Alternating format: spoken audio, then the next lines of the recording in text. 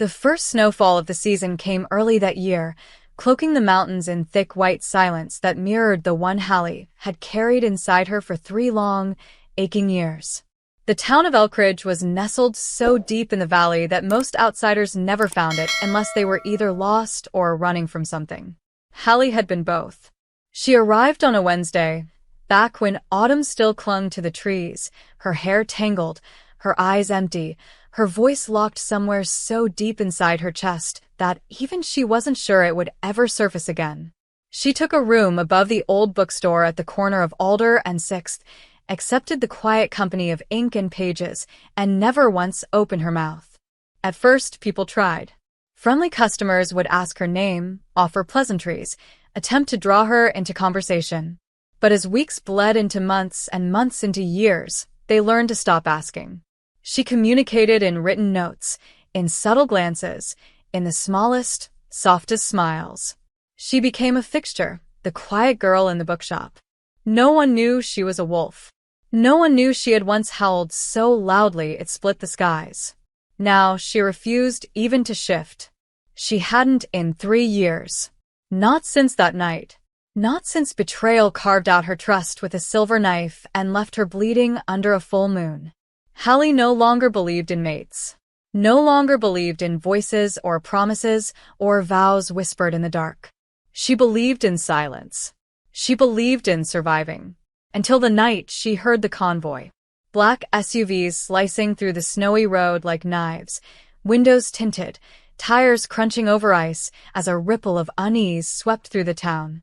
Something ancient stirred in Hallie's chest as she watched them from the upstairs window, breath fogging the glass. Something her silence couldn't smother. The arrival of Adriana Blackhill was more than just an event, it was a shift in gravity. The Alpha Queen of the Northern Territories was a legend, a name whispered in reverence and awe, known for uniting fractured packs and for a presence so commanding it could still a riot with a single look. And now she was here, in this town, for a summit with other alphas, yes, but also, some said, for another reason. The queen had never claimed a mate.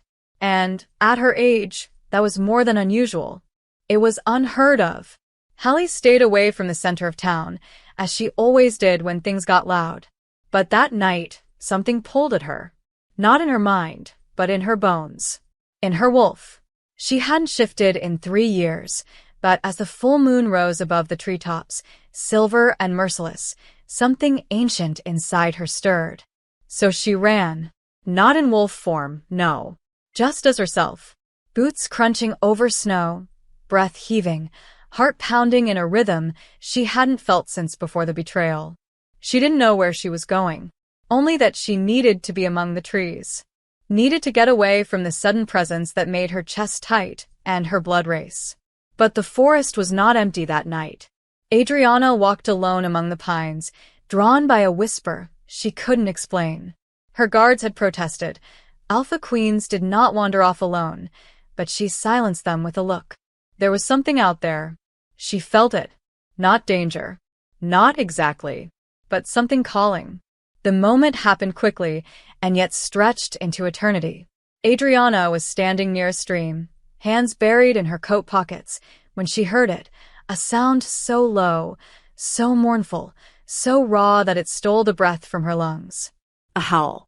Not loud, not proud, but fractured, hurt. It wasn't even a full shift howl. It was something between human and wolf, like a voice buried under rubble finally clawing its way out. And it echoed through the trees with a desperation that made Adriana's throat close. She turned, heart racing, blood thundering. And in the distance, she saw movement, a silhouette half hidden by trees, then gone. The next morning, she sent her guards to comb the forest. I heard a she-wolf, she told them, eyes hard. Find her. But they returned with nothing. No tracks. No sense. Nothing but snow and shadow. That same morning, Adriana stepped into the bookstore, wrapped in charcoal wool and authority. Hallie looked up from behind the counter. Their eyes met. For just a second, the air seemed to pause. Adriana didn't know why her stomach flipped. She didn't know why her wolf whispered her. And Hallie, Hallie had never hated her own heartbeat more than in that moment, because it betrayed her. It reacted.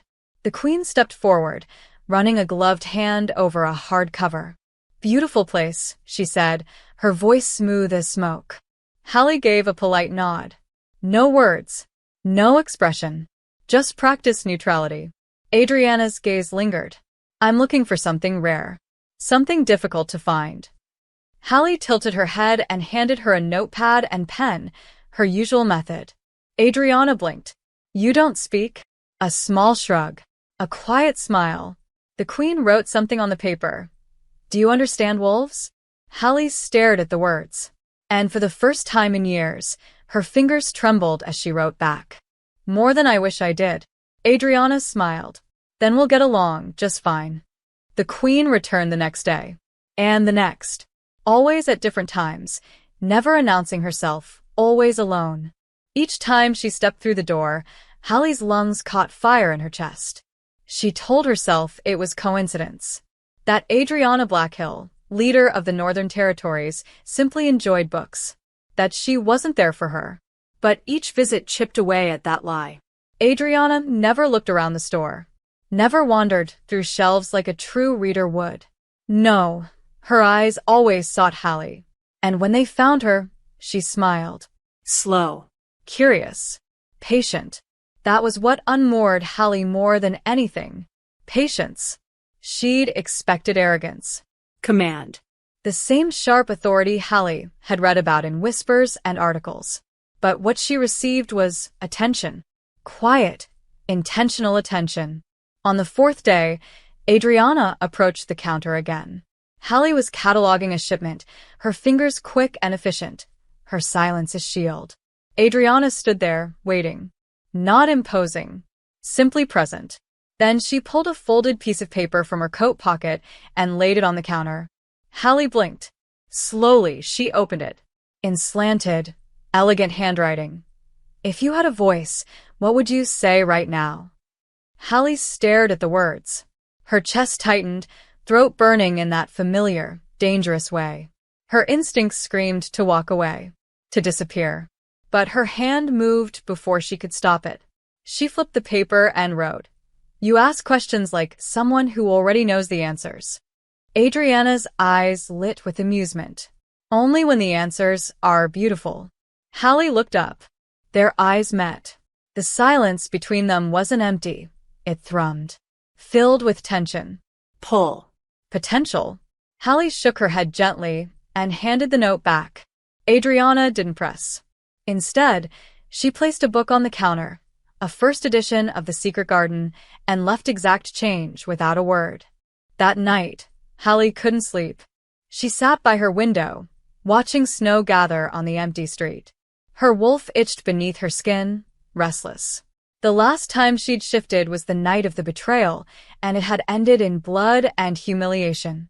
Since then, her wolf had been caged by fear, by silence, by the memory of her ex's voice whispering promises that turned to poison. But now, with Adriana's gaze etched behind her eyelids, that cage began to tremble. She dreamed of moonlight, of bare feet in snow, of a voice, deep and warm, saying her name like it meant something. The next morning, Adriana was waiting at the cafe across the street. She didn't approach, just watched. A quiet sentinel. Hallie tried to ignore the flutter in her chest. She buried herself in reshelving and organizing, but her fingers fumbled books, and her thoughts kept circling back to that note. If you had a voice, she did. She did. She just hadn't used it. Would Adriana hate her if she knew? Would she see the silence as a lie? Or worse, as weakness? The thought made Hallie's palms sweat. She glanced at the door. Adriana wasn't there. She'd left. Relief and disappointment tangled inside her like thorns. But when she returned to the counter, another note was waiting, tucked inside a copy of The Wolf Within. Hallie unfolded it, pulse racing. Sometimes I hear things others don't. Sometimes I feel things others can't name. That howl in the woods, I heard it. I'm not here to trap you. I'm here because something in me answered. Hallie dropped the note like it had burned her. Because something in her had answered too. Later that evening, as dusk painted the town in indigo and silver, Hallie slipped into the forest. Not to shift. Not yet. Just to breathe. But the wind carried a scent, cedar, cold air, and a trace of wildness she now recognized as Adriana. Her wolf surged. The silence she'd lived in for 3 years cracked open, just a little. And before she could stop herself, she tilted her head and let out a sound she hadn't meant to release. Not a howl, not a word. Just a soft, aching exhale. Somewhere, deeper in the trees, a howl answered. Low. Controlled. Alpha. Hallie froze. Her breath caught. Her heart broke against her ribs like wings trying to fly. She ran. Not from danger, but from what she wanted. From the risk of being seen. The next morning, Adriana didn't come to the bookstore. Hallie tried to pretend it didn't matter. But the space where the Queen's presence had been felt too loud. Too empty. She reached beneath the counter and pulled out the note again. Reread the words. Her fingers trembled. She opened the till, pulled out her own notepad, and scribbled just 2 lines. If you heard it, why didn't you chase me? She tucked it inside the secret garden and left it by the door. Just in case. Hallie didn't sleep that night. Not well. Not deeply. Every time she closed her eyes, she saw silver eyes in the dark, felt the weight of Adriana's stare like gravity pulling her off balance. The bookstore felt colder, without her presence. Quieter in the wrong way. She wasn't supposed to care. Wasn't supposed to notice. But something inside her had shifted. Not loud. Not dramatic. Just enough to feel like danger. Or awakening. She tried to work. Sorted a new shipment of secondhand titles. Made tea. Ignored the ache in her chest every time the bell above the door didn't chime. Until it finally did. Late afternoon. Adriana walked in. Her presence hit like a wave, even without words. Hallie didn't lift her gaze immediately, pretending to be absorbed in restocking a shelf behind the counter. But she felt her. Every molecule. The air changed. Softer. Warmer. Heavier. Adriana approached the counter slowly, respectfully, and waited until Hallie finally looked up. Their eyes met. And for a few seconds, that was enough. Hallie's fingers clenched around the edge of the shelf. Adriana slid a small envelope across the counter. Not a note this time, stationery, sealed. Formal. Hallie raised an eyebrow. Adriana smiled, but it was quieter than usual. There's a dinner, she said softly. For the leaders. A gathering. I'd like you to come. Hallie blinked. Adriana added, You don't have to speak. You don't have to explain. Just come. Then she stepped back, her gloved hands retreating to her coat pockets. If you don't, I'll understand. But I'll be looking for you. She left without waiting for a response. Hallie stared at the envelope. It looked absurd in her hands, like something from a life she no longer belonged to. The words I'd like you to come echoed in her mind louder than anything had in years. She shouldn't. She couldn't. But still, that night, she opened her closet. Looked at dresses she hadn't touched since before the silence. Her fingers hovered over the fabric, hesitant. She hadn't been to a formal event since the betrayal. Since the night her voice was used against her. She could still hear her ex's laughter in the back of her mind, cruel and sweet and venomous. She could still see the faces of those who watched as she broke. She shut the door. No. But then her hand found the invitation again. And her wolf stirred. Not in fear.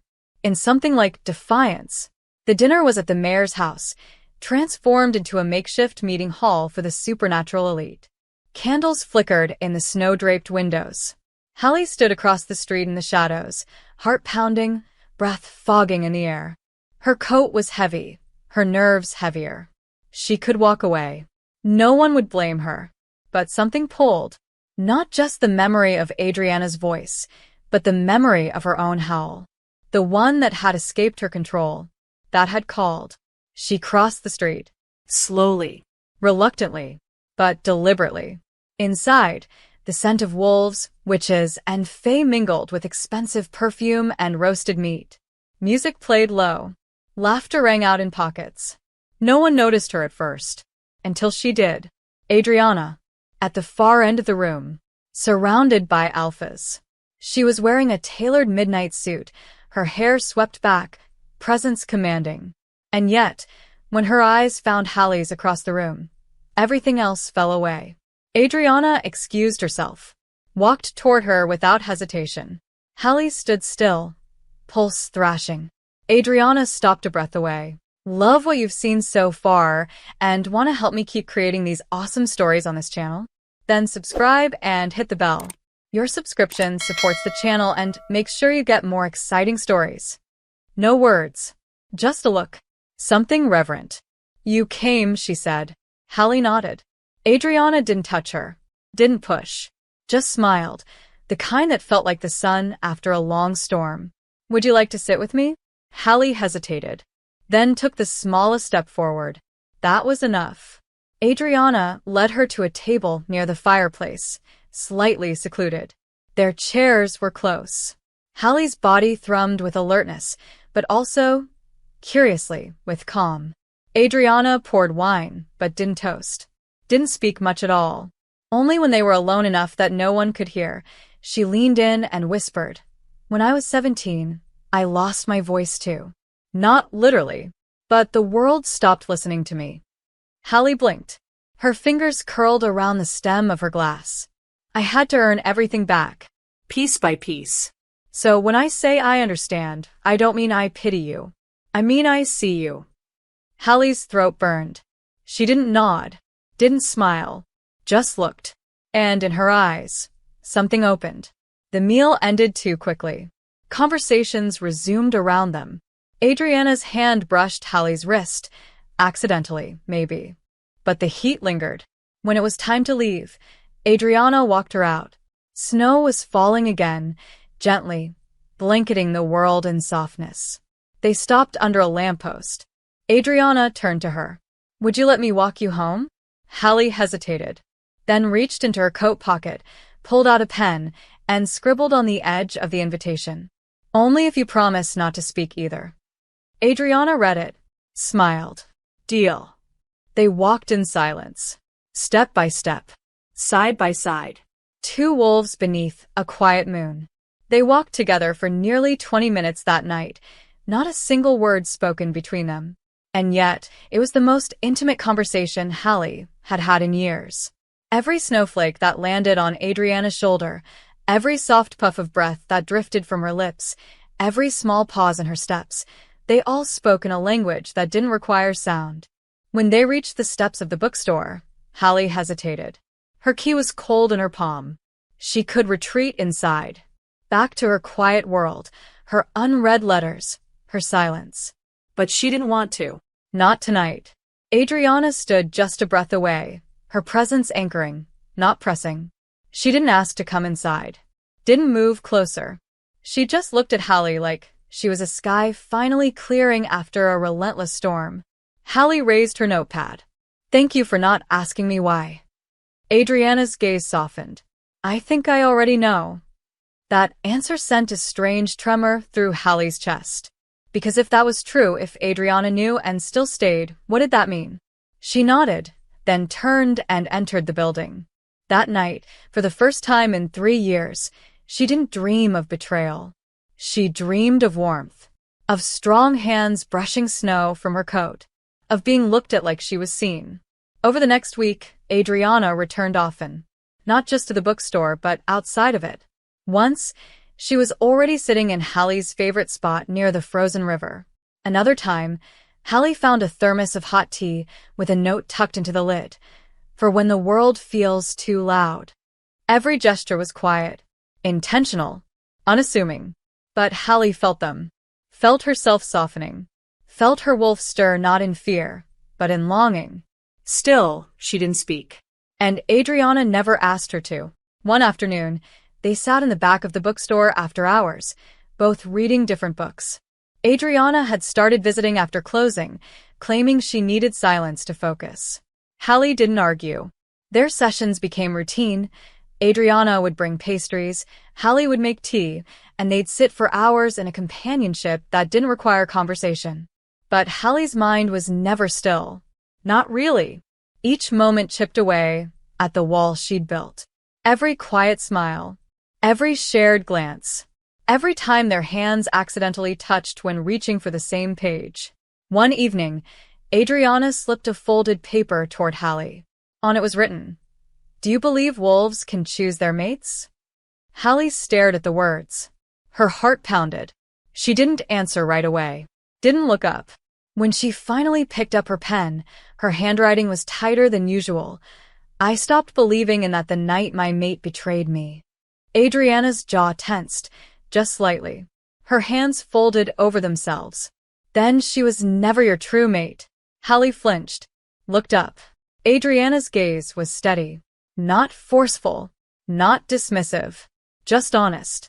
"Real bonds don't break like that. They bend. They hurt. But they don't destroy." Hallie looked away. Her pen hovered over the page, but she couldn't write anything. Because if she did, the next words would be a confession she wasn't ready to make. "But you feel like something I don't want to survive without." She changed the subject. Wrote, "You've stayed longer than planned. Why?" Adriana smiled, slow and devastating. "Because the most interesting thing I've ever felt happened in your forest. And I'm not leaving until I understand it." Before Hallie could respond, the bell above the bookstore's door rang. Hallie froze. No one ever came at this hour. Adriana stood, instantly alert. The scent hit Hallie before she saw the woman, cloyingly familiar, sickeningly sweet. Her stomach dropped. Her lungs forgot how to work. Because standing at the front of the store, framed by moonlight and snow, was her. The ex-tall, blonde, sharp, smiling like she owned the air Hallie breathed. Well, she said smoothly. "Still playing mute, Hallie? Or did you finally get bored of the act?" Adriana moved before Hallie could react. She crossed the store with a predator's grace, stepping between them. Her voice was low. "Lethal. Leave." The ex raised an eyebrow, amused. "And you are?" "Someone she doesn't owe a single sound." Hallie's knees nearly buckled. The ex tilted her head, smirked, then let her eyes drift to Hallie. "Still letting other people speak for you, I see. You haven't changed." That broke something. Hallie didn't speak, but she moved. Around Adriana, standing between the two of them now, her posture stiff, heart thundering. She raised her pen, scribbled one word. Turn the paper so her ex could read it. "Leave." The ex laughed. "You always were dramatic." But she turned, left, slamming the door hard behind her. The silence that followed was suffocating. Hallie stood frozen, trembling, the memory of 1,000 knives reopening all at once. Adriana reached for her, but stopped. "Do you want me to go?" she asked, voice gentle. Hallie shook her head violently. No. She didn't want to be alone. Not tonight. She turned and walked upstairs. Left the door open. Adriana followed. Upstairs, in the small, book-lined apartment above the store, Hallie finally let herself collapse into the corner of her couch. Adriana stood near the window, giving her space. Minutes passed. Then Hallie picked up a pen. Wrote. That was her. Adriana nodded once. "I know." Another note. "She told people I cheated. She made them laugh while I cried. She said my voice was fake when I begged her to stop." Adriana's fists clenched, but she didn't interrupt. Just waited. Hallie's pen moved again. Slower. Shaking. "So, I stopped using it. And no one asked why." Adriana stepped forward then. Sat beside her. Not too close, but close enough. "They didn't deserve your truth," she said quietly. "But I do. When you're ready." Hallie stared at her. Something behind her ribs broke open. She couldn't say the words, but she wanted to, desperately. She reached for her notepad, wrote 4 shaky words. "I don't want silence." Hallie didn't sleep that night. Her body lay still, wrapped in blankets, but her mind thrashed like it was trapped in a cage that had grown too small. The words she had written, "I don't want silence," echoed through her like a heartbeat she'd forgotten how to listen to. Adriana had stayed in the apartment until Hallie fell into restless sleep, curled in a corner of the couch like a wolf nursing a wound no one could see. The Alpha Queen hadn't touched her, hadn't spoken more than a handful of words. But her presence had held Hallie together when she felt she might shatter. Now, morning light crept across the floorboards in thin gold lines, and Hallie sat up slowly, her muscles stiff from sleep and fear and everything in between. She half expected Adriana to be gone. But she wasn't. The Queen was in the kitchen, quietly making tea as if it were the most natural thing in the world to be in someone else's home, in someone else's still bleeding grief. Hallie stepped into the doorway. Adriana looked over her shoulder and smiled, soft and warm, like sunlight after frost. "Good morning." Hallie didn't look away. She couldn't. Her mouth opened instinctively, then shut. But something inside her had already stirred. Cracked. She raised a finger. Waited. Adriana watched her in complete stillness. And then Hallie tried. Her lips parted. Her throat clenched. No sound came out. Not yet. But it wasn't nothing. It was the first real attempt. Adriana didn't comment. Didn't praise her. She just poured the tea and handed Hallie a cup, her fingers brushing Hallie's in a way that made her entire body hum. They sat in silence, but it wasn't like the silence from before. This one buzzed with anticipation, with emotion, with possibility. Later that day, the first snowstorm of the season rolled in, thick, wind-heavy, howling through the trees like a song only wolves could understand. The bookstore closed early. Hallie stayed upstairs, curled in the window seat with a blanket wrapped around her and Adriana's thermos in her hands. She watched the storm rage, her heart oddly still, until a scent hit her nose. Sharp. Wrong. Familiar. The ex was back. And she wasn't alone. Hallie didn't see her, but she felt her. Outside. Moving through the storm like a ghost dragging chains. Her wolf recoiled, snarling. Not out of fear, but instinct. She wanted to protect. She wasn't the same girl from before. Not anymore. She moved downstairs quickly, checking doors, locking windows, heart racing. She didn't know what the ex wanted, but nothing about her felt casual. Not anymore. When Adriana arrived later that night, snow clinging to her coat, Hallie didn't need to explain. One look at her, and the Alpha's body snapped into alertness. "She's close," Adriana said quietly. "I know." Hallie nodded. Adriana stepped close, voice low. "Do you want me to confront her?" Hallie hesitated, then shook her head. Her hands moved quickly, scribbling on a note. "I want to do it, just not yet." Adriana stared at the words for a long time, then nodded. "Then we'll wait." We. Hallie stared at that single word like it was a miracle. The storm howled louder. That night, Adriana didn't go home. Hallie didn't ask her to stay. Adriana didn't ask if she could. It just happened. They sat in the apartment again, this time closer. The space between them now felt intentional. Hallie read while Adriana worked on her tablet, answering messages from her pack and political allies. But occasionally, their hands would brush. Their eyes would meet. And something would pass between them like static. When it got late, Hallie stood and walked to the window. She could barely see the street now through the snow. Her breath fogged the glass. Behind her, Adriana's voice was a soft question. "What do you want most right now?" Hallie closed her eyes. The answer was too loud in her chest to write down. She turned slowly. Adriana was still sitting, one hand resting on the armrest, watching her with that calm, devastating patience.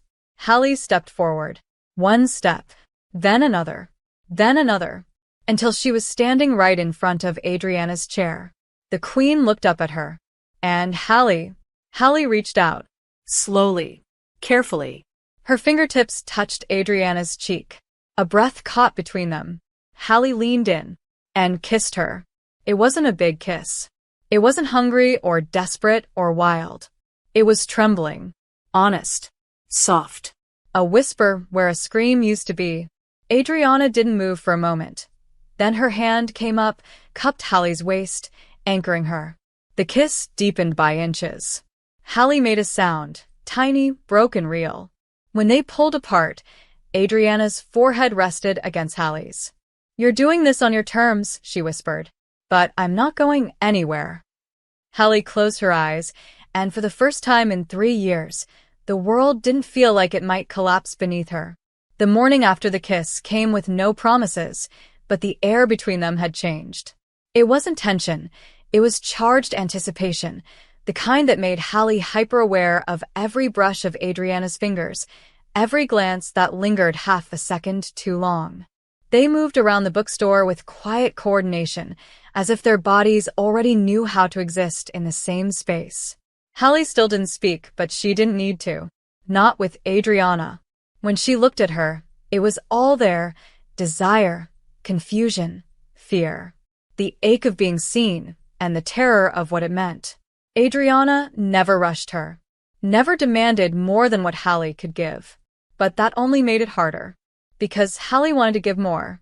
Wanted to reach into herself and pull out all the words that had been locked away for so long, wrap them in warmth and place them gently in Adriana's hands.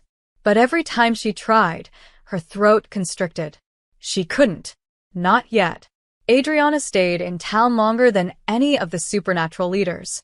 The summit had technically ended days ago, but she made no move to leave. Rumors started to spread in town, whispers about the Alpha Queen and the silent girl in the bookstore. Hallie ignored them. She'd spent 3 years being defined by rumors and lies. This time, she chose not to care. But the X was still there. Lurking. Watching. Hallie felt it, her scent in the woods, the way some of the town's older residents whispered when she passed. The past was stalking her, inching closer by the day. One evening, Hallie and Adriana sat across from each other in the apartment above the shop. The fireplace was lit, casting golden light across Adriana's face, and Hallie couldn't stop staring.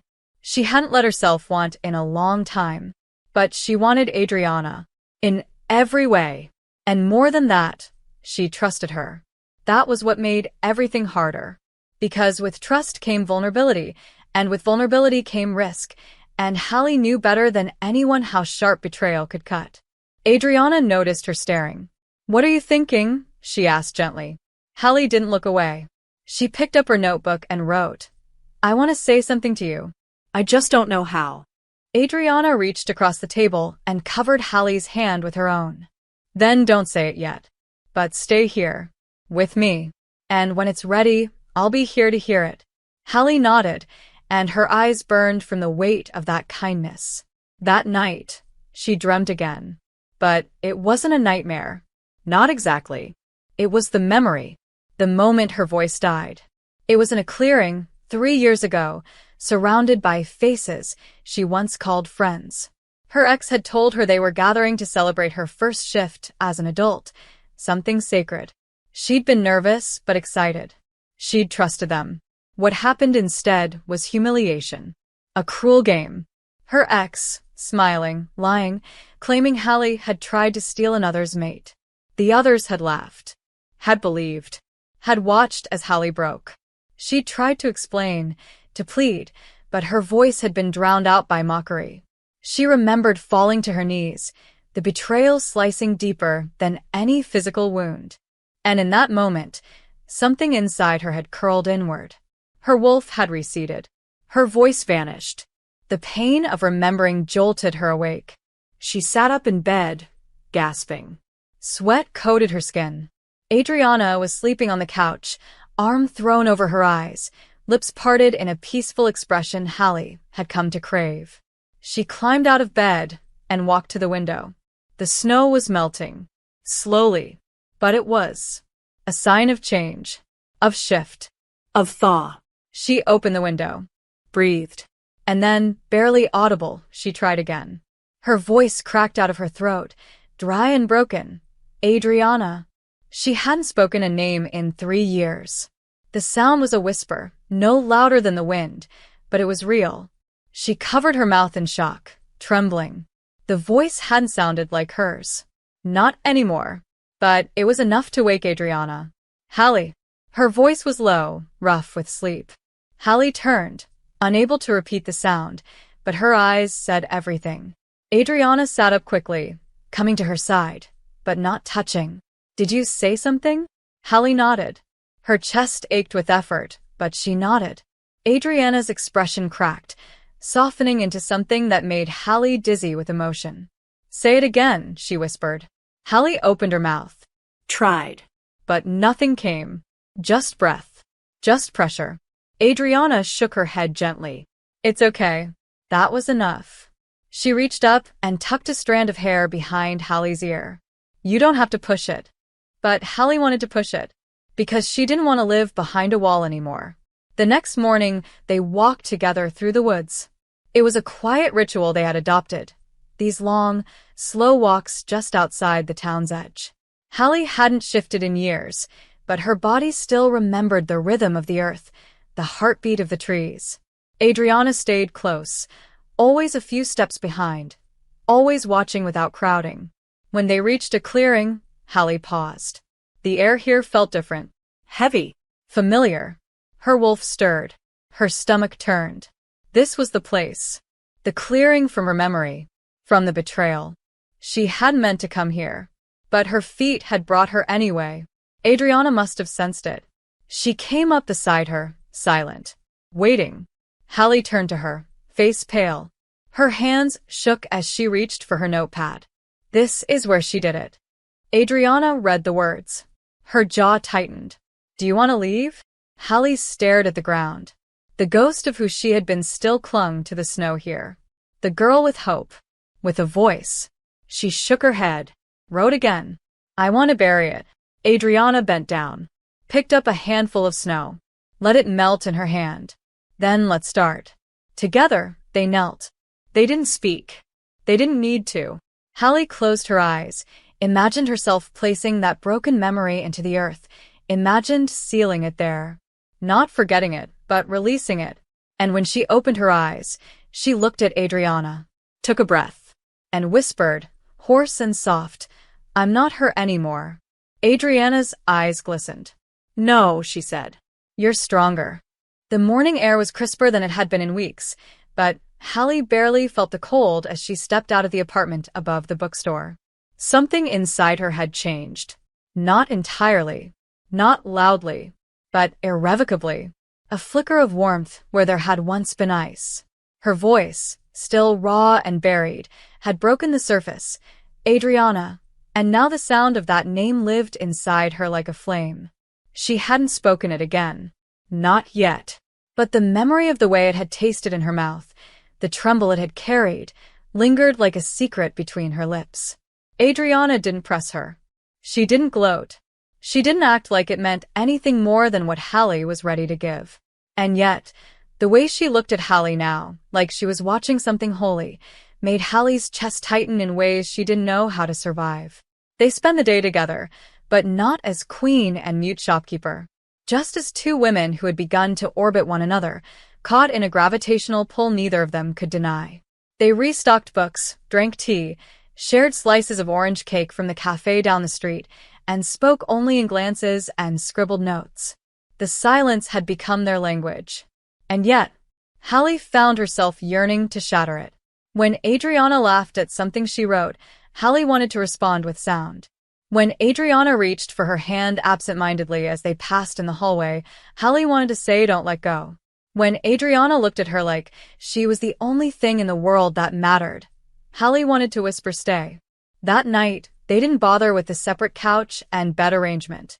Adriana entered the bedroom wordlessly and waited for Hallie's response. Hallie simply nodded, climbed into the sheets, and let the warmth of Adriana's body seep into hers like sunlight through a crack in the wall. They didn't touch more than a hand across the sheets. But it was more than Hallie had allowed anyone in years. More than intimacy. It was trust. She didn't sleep well. Her wolf stirred all night, restless, twitching under her skin, as if some ancient part of her already knew what the next day would bring. By mid-morning, the sky had turned gray again. Wind picked up. And then the door to the bookstore opened, and the scent that hit Hallie was unmistakable. Her ex. Again. She didn't slam the door this time. Didn't wear a mocking grin. No, this time, she wore calculation. And worse, confidence. Adriana wasn't there. She'd gone to a strategy meeting with another alpha leader just an hour before. Hallie was alone. The ex stepped inside, dressed in city leather, her eyes scanning the shelves like she owned the place. "It's cute," she said, fingers trailing across a copy of Wuthering Heights. Domestic. Quiet. Sad. Hallie didn't move from behind the counter. Her heart thudded hard, but not with fear. With fire. The ex stepped closer. "You know, I've been very generous. I could have told everyone months ago that your whole mute routine is a lie, that the poor silent girl has a voice, just locked away for sympathy." Hallie's fingers tightened around the edge of the wooden counter. Her wolf paced behind her ribs.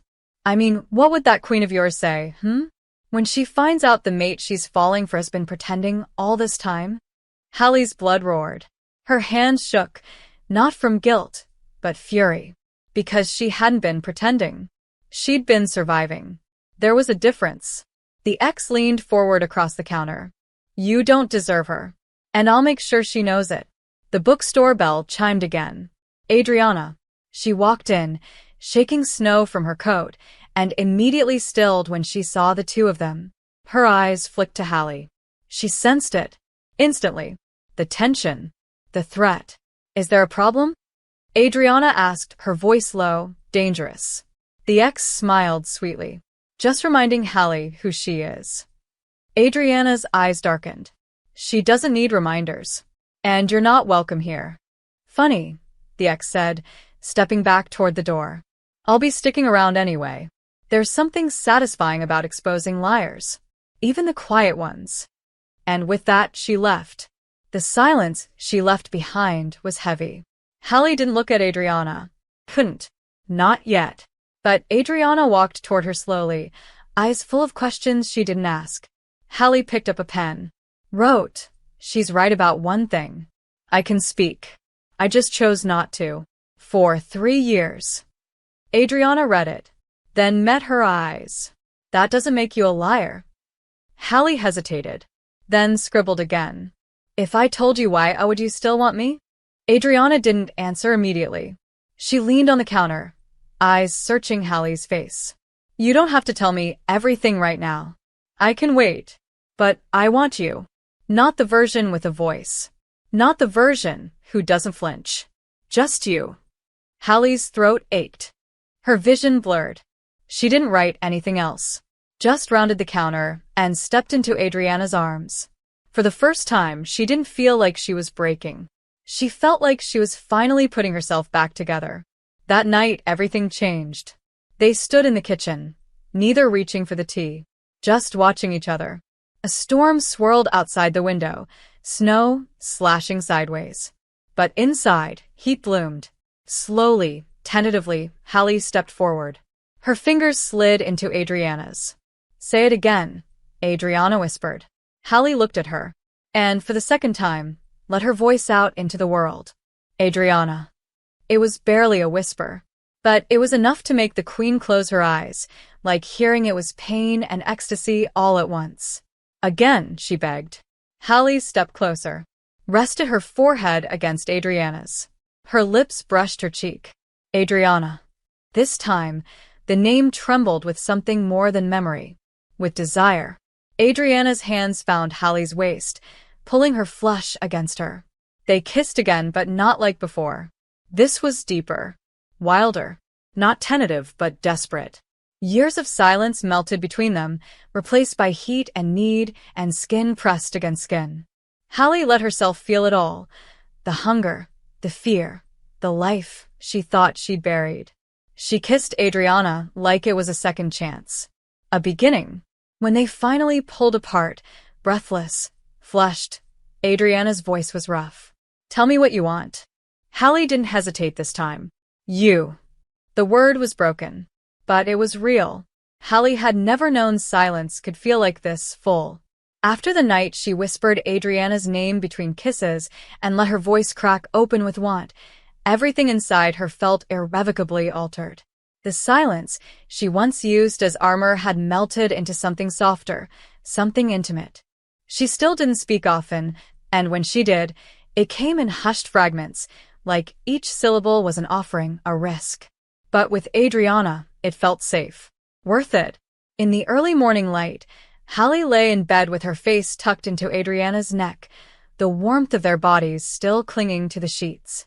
Her fingers traced idle shapes across the Alpha Queen's collarbone, memorizing every curve, every scar. Adriana's hand rested low on her back, grounding her. No words passed between them. None were needed. Until Hallie shifted slightly and whispered, voice rough, hesitant, "You're still here." Adriana's arms tightened around her. "Of course I am." Hallie's throat burned, not with pain this time, but emotion. She hadn't meant to say it aloud. The words had just slipped out. Like her voice was learning to trust again. Like she was. Later that morning, they dressed slowly, quietly, sharing small smiles and lingering touches that spoke more than any full conversation ever could. But as Hallie opened the front door of the bookstore to let in the weak daylight, her smile vanished. Taped to the glass was a flyer. Cheap. Printed. Prol. Her photo, an old one, was grainy in the corner, alongside bold black letters that read, "The girl who lied. She can speak. Ask her why she doesn't." Hallie's blood ran cold. Her stomach twisted. The words felt like claws raking down her spine. Adriana appeared behind her, jaw tightening as she read. She did this. Hallie didn't answer. She couldn't. Her pulse roared in her ears. Adriana took the flyer down, crumpled it in her fist. "She's trying to humiliate you. Push you into hiding." Hallie leaned against the doorframe, eyes shut tight. Her voice had barely returned. Her body still trembled with the weight of each word spoken. "And now this. What do you want to do?" Adriana asked gently. Hallie didn't respond right away. Her hands shook. Her wolf paced restlessly beneath her skin. For a moment, she felt that old panic creeping in, that urge to run, to shut down, to disappear into silence again. But then she remembered the sound of her name on Adriana's lips. The way she had said you when she asked what Hallie wanted. Not what anyone else expected. Not what the world demanded. What she wanted. Hallie looked up slowly. Her eyes met Adriana's. "I want to speak." Adriana's breath caught. "Are you sure?" Hallie nodded. "But not just to you." That afternoon, she wrote a note and slipped it into the pocket of Adriana's coat. "Tomorrow. Town Square. Let them see me. Let them hear me." Adriana read it in silence, then simply kissed her knuckles and whispered, "I'll be beside you." News spread quickly. Whispers passed from door to door. The silent girl was going to speak. The bookstore was closed the next morning. The window shuttered. The square was filled with curious eyes and murmured bets. Some townspeople remembered Hallie's arrival. Others had only ever seen her from a distance, mute and mysterious. The ex stood near the back of the crowd, arms crossed, a satisfied smile on her lips like a hunter waiting for her prey to fall into the trap. Adriana stood beside Hallie, calm, grounded, one hand brushing the back of Hallie's shoulder in a silent "I'm here." Hallie stepped forward, her heart beat like war drums. Her mouth was dry. The crowd murmured. Hallie's fingers trembled as she raised them to her lips. She took a breath. And then, finally, her voice, cracked, quiet, but unmistakably hers, broke through. "I can speak," she said. A hush fell like snow. "I haven't in 3 years. Not because I couldn't. Because I chose not to." She swallowed, forcing herself to keep going. "Because the last time I did, it was used against me. Twisted. Turned into something shameful." Her eyes scanned the crowd until they landed on her ex. She did that. A collective intake of breath. The ex stepped forward, but Hallie raised a hand, stopping her. "You broke me," Hallie said, voice shaking. "But I'm not broken anymore." Adriana's presence at her back was a silent storm, protective, proud. Hallie's voice grew stronger. "I stayed silent because I thought it was the only way to survive. But now I want more than survival. I want life, and love, and truth." She turned toward Adriana, then. I want her. Gasps echoed through the square. Adriana stepped forward, no hesitation, cupped Hallie's face, and kissed her. In public. In front of everyone. And the world didn't end. Hallie didn't crumble. The ex turned and left, face pale, lips pressed tight. The crowd was stunned, but not cruel. Some smiled. Some clapped. Some simply nodded in silent understanding. That night, they didn't return to the bookstore right away. Instead, Adriana led Hallie deep into the forest, to a clearing bathed in moonlight. Why here? Hallie asked, her voice still hoarse, but steady. Adriana turned to her.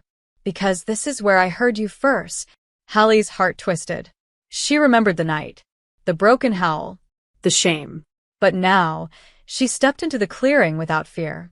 Adriana tilted her head, her eyes glowing faintly with alpha gold. Will you let her out? Hallie knew what she meant. Her wolf. The side she'd buried for years.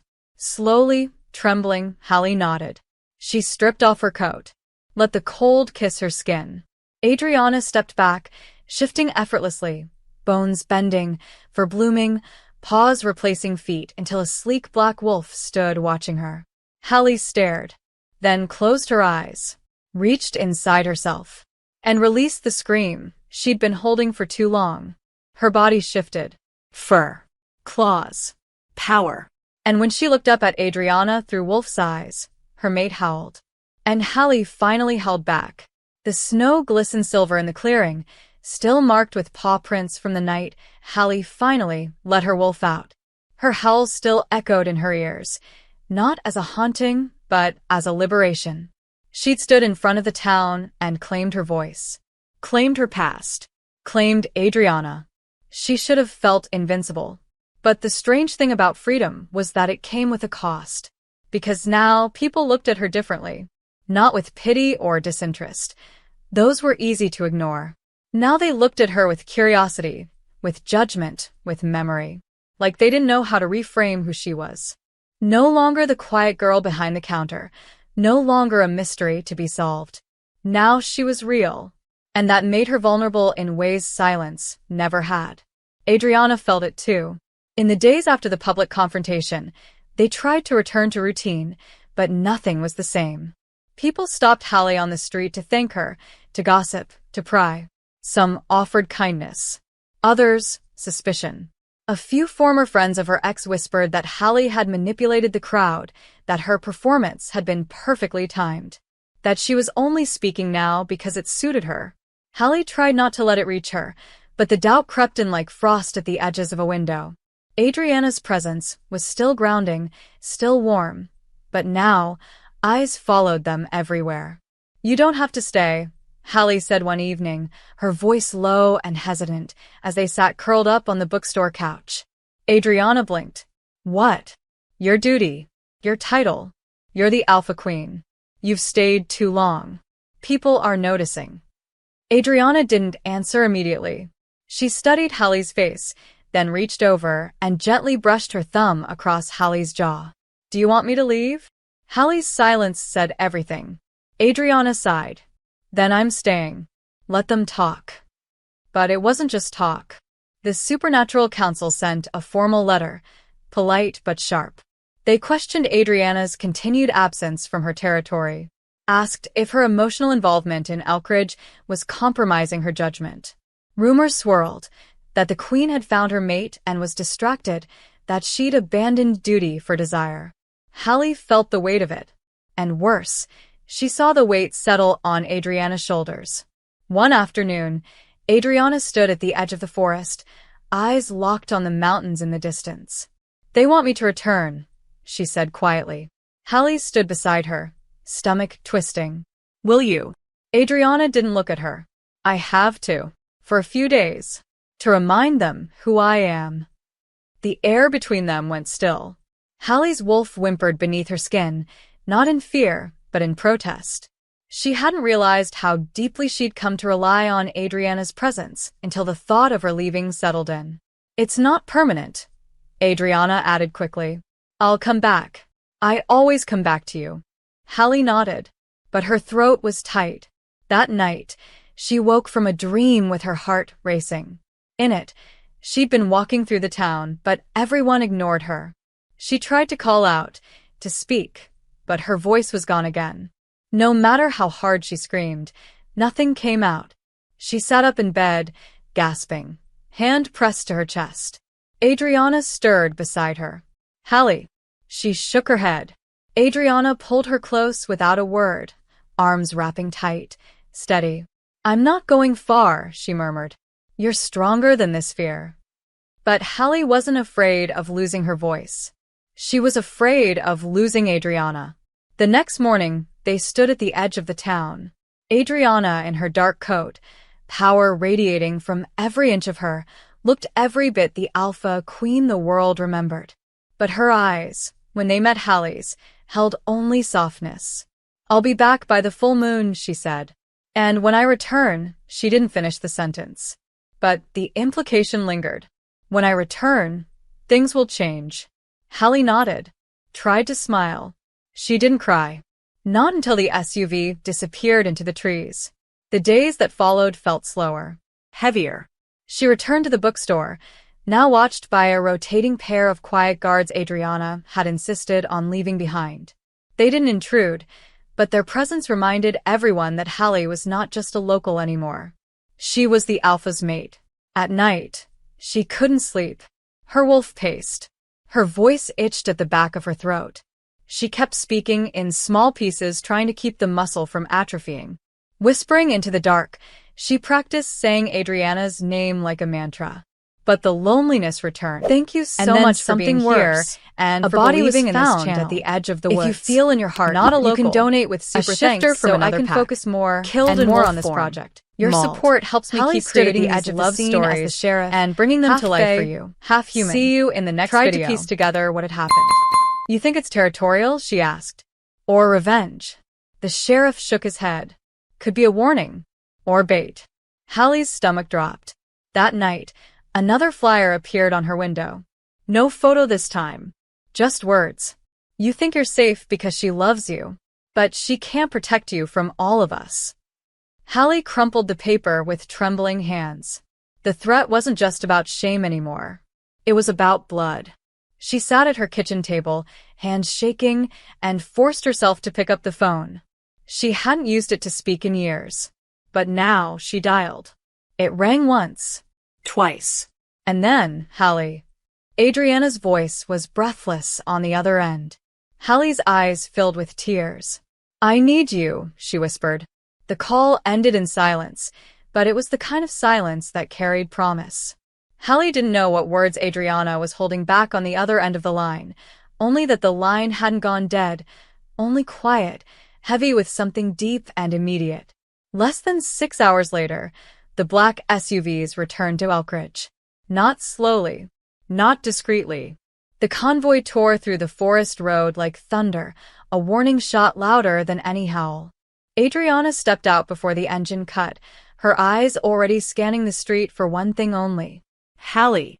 And when she found her, standing outside the bookstore with that same determined, trembling stillness, she didn't speak. She just walked straight to her and pulled her into an embrace so fierce it knocked the wind from Hallie's lungs. Hallie pressed her face into Adriana's neck, whispering, "You came early." "Of course I did," Adriana breathed. "I felt it in my chest the second you said you needed me." Behind them, guards flanked the street, already on alert. The murder of the rogue wolf had sent ripples through the region. And the note left on Hallie's window had changed everything. This wasn't just about shame anymore. This was war bait. Hallie hadn't felt like someone who belonged in this world of alphas and council politics. She'd spent years trying to be invisible. But standing beside Adriana now, her scent all over Hallie's skin, her presence loud and unyielding, she realized she wasn't invisible anymore. She was the mate of a queen. And that meant people would come for her, not because she was weak, but because she mattered. They walked into the bookstore together. Adriana closed the shop early, pulled the curtains, and summoned her inner circle for a private meeting. Hallie watched from the stairs, half-shadowed, as maps were laid out and alliances were reviewed. It wasn't just a rogue death. Adriana said, voice razor-sharp. That body was dumped in our territory. Shifter claws, but with which magic laced through the wounds. It's coordinated. Message, her beta asked. Adriana nodded. To me. Through her. She didn't have to say Hallie's name. Everyone knew. One of the guards glanced toward the stairs. Should we move her to the capital? Adriana looked up sharply. No. She's not going anywhere. If they think she's a weakness, they'll learn she's a weapon. Hallie's heart pounded. She hadn't expected to be protected like this, but being defended was one thing. Being included was another. Adriana dismissed her circle after an hour, leaving only the two of them in the quiet. Hallie stepped down the last stair. You think this is about me? It's through you, not about you. Adriana reached for her hand. You're my mate. That puts a target on you, yes, but it also gives you power. Hallie's lips parted. I don't want power. That doesn't matter, Adriana said gently. You have it. That night, they didn't sleep. They talked. Truly talked. Hallie used her voice when she could, hoarse and soft, resting when it cracked.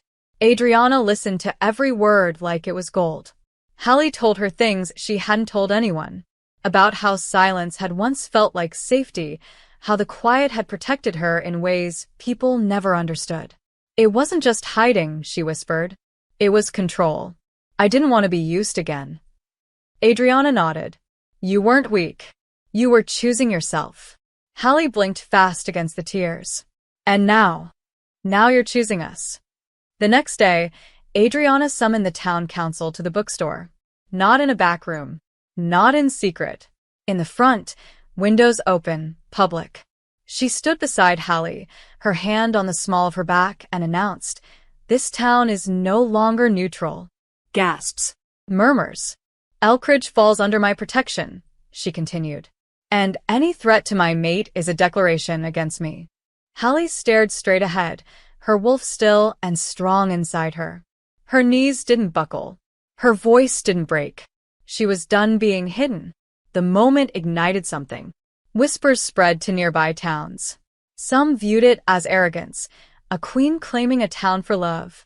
Others saw it for what it truly was, a warning. That night, Hallie had a dream.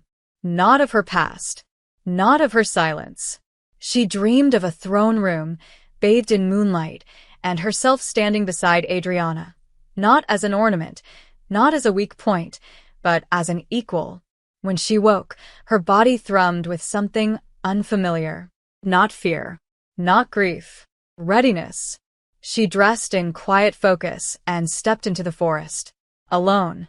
Adriana would have stopped her. But Hallie needed this. To feel the woods under her feet. To feel like she belonged. The trees didn't reject her. The wind didn't hide from her. She walked deeper, her breath slow, her wolf listening. Then she heard it. A growl. Low. Nearby. Not familiar. Not pack. A lone wolf emerged between the trees, fur dark and mottled, eyes glowing with challenge. Hallie shifted before she had time to think. Bones. Heat. Power. Her paws landed hard against the frozen soil. Her teeth bared. The wolf circled. Snarled. Hallie didn't back down. She didn't attack, either. She held her ground, like a queen's mate should. And when the wolf lunged, she met it. Not with ferocity. With precision. Every move calculated. Controlled. Her wolf moved like she had never forgotten what it meant to fight. And when she pinned him to the ground, her fangs at his throat, she didn't bite. She howled. And from a distance, another howl answered. Adriana. The howl echoed through the forest, wild and proud, and when Hallie heard Adriana's voice answer from somewhere beyond the trees, her wolf didn't retreat. She stood taller. The lone invader beneath her paws whimpered as her fangs hovered over his throat, the power in her stance unmistakable. For years, she had lived as the girl who didn't speak. Now, her howl thundered through the mountain like a declaration. I'm not hiding anymore.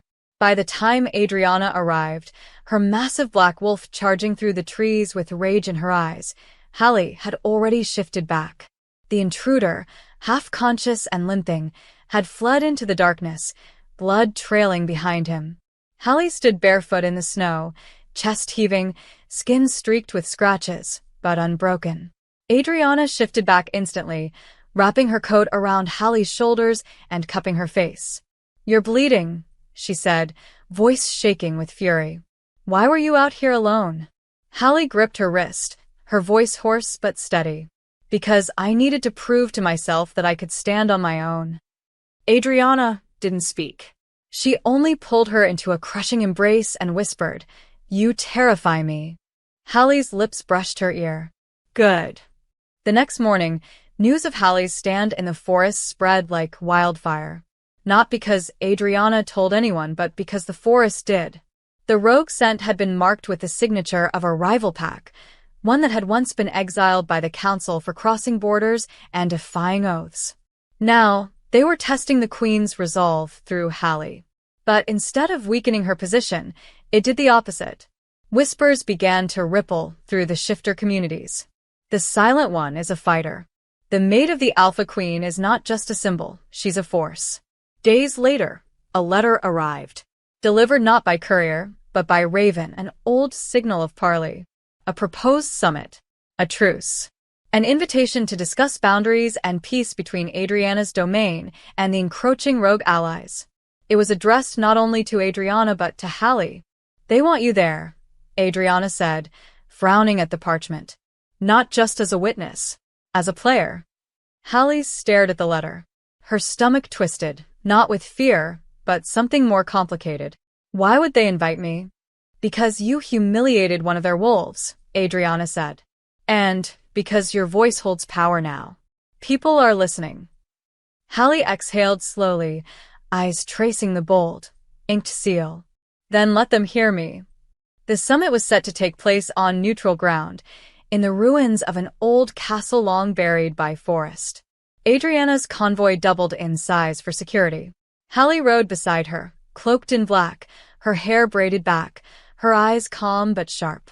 She wasn't dressed as a victim. She was dressed like a queen's equal.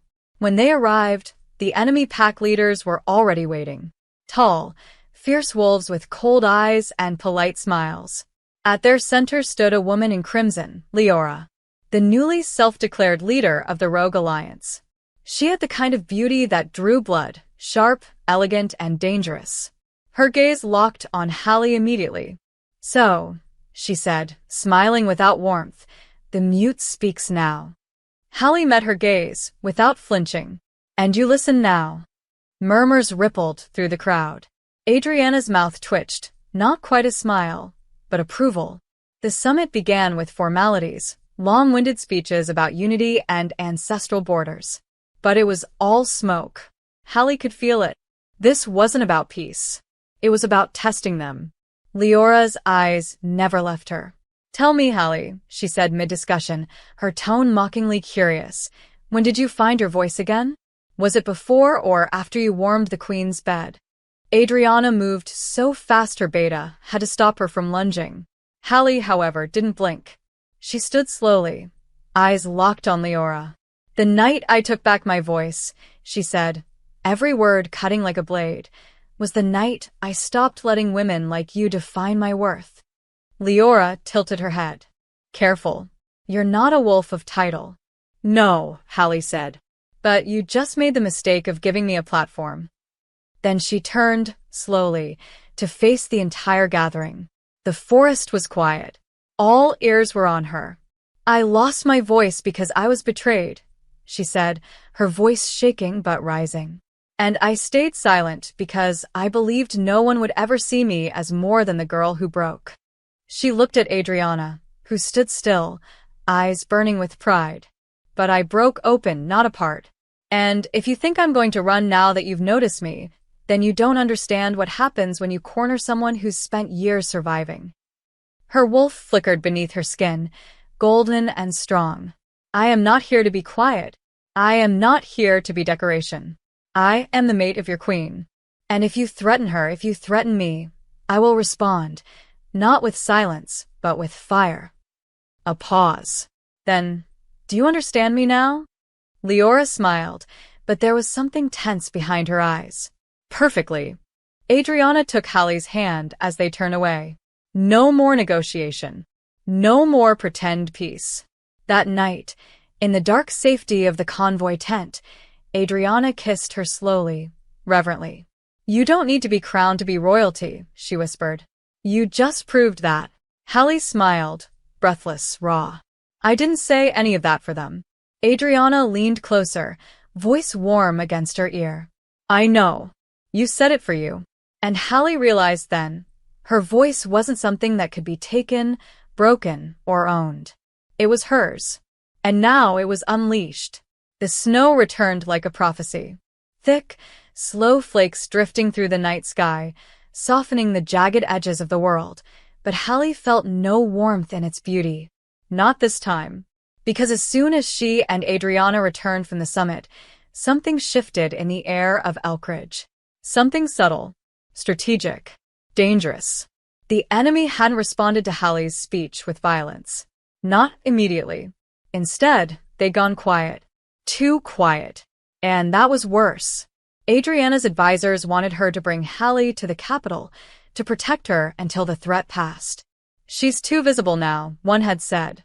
Leora won't stop until she dismantles what Hallie represents, until she turns her into a liability. But Adriana didn't order Hallie to hide. She turned to her mate, calm but unwavering. What do you want? Hallie met her gaze without hesitation. To stay. Then we stay. The decision wasn't without consequence. Rumors spread. Some questioned Adriana's objectivity. Others whispered that Hallie was now pulling strings. That her speech at the summit had been rehearsed, manipulative, calculated. Hallie ignored them. Or tried to. But she wasn't a politician. She didn't crave power or approval. She only wanted truth, and to never again surrender the voice she'd fought to reclaim. Days passed. Watchful. Heavy. And then it happened. A familiar scent appeared in the woods just outside town. Hallie caught it first. She was organizing new stock in the bookstore when her wolf suddenly bristled, panic blooming fast and hard. She stepped outside, eyes scanning the tree line. The cold wind carried it in, bitter and unmistakable. Lavender and rain. A scent from her past. From her before. Her name was Mara. She had once been Hallie's childhood best friend, long before everything had fallen apart.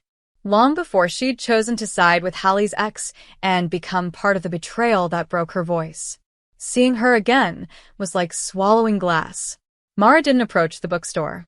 She waited in the woods. A calculated move. Not forcing her way in.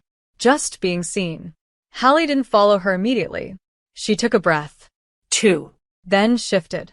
Her wolf surged forward without hesitation. When she reached the clearing, Mara was already there, leaned against a frost-covered tree, eyes steady, posture casual. You look different, she said. Hallie shifted back, not bothering with clothes. Letting the cold sting her skin instead of her memories. Because I am. Mara's smile was small, almost wistful. You speak now. Hallie didn't respond. Mara sighed. I didn't come to fight you. Then why did you come? Mara stepped forward. Because they sent me. Hallie's blood ran cold. Leora. A nod. She thinks I still matter to you. That maybe I can reach the part of you that's scared of who you've become. Hallie narrowed her eyes. And you? I don't know. Mara's voice wavered. I thought I was doing the right thing back then. That siding with them, your ex, was the smarter move. You were spiraling, Hallie. You were in love, and love made you stupid. It made you vulnerable. It made me honest, Hallie snapped, her voice breaking open. It made me brave. Until you used it against me. Mara looked down. I regret it. But regrets don't matter much now, do they? Hallie crossed her arms, her voice quiet but cutting. You were the first person I trusted. And the first person who taught me never to trust again. Mara flinched. I'm sorry. That's not enough. I know. Hallie turned to go. Tell Leora, I'm not scared of my past anymore. And I'm not scared of you. But as she stepped back toward the town, Mara's voice followed her. She's not going to stop with you, Hallie. She wants Adriana. And she knows the only way to break a queen is through her mate. That night, Hallie sat in silence while Adriana paced the apartment, anger bleeding from her every movement. She sent Mara? That's how low she's willing to go. Hallie didn't speak.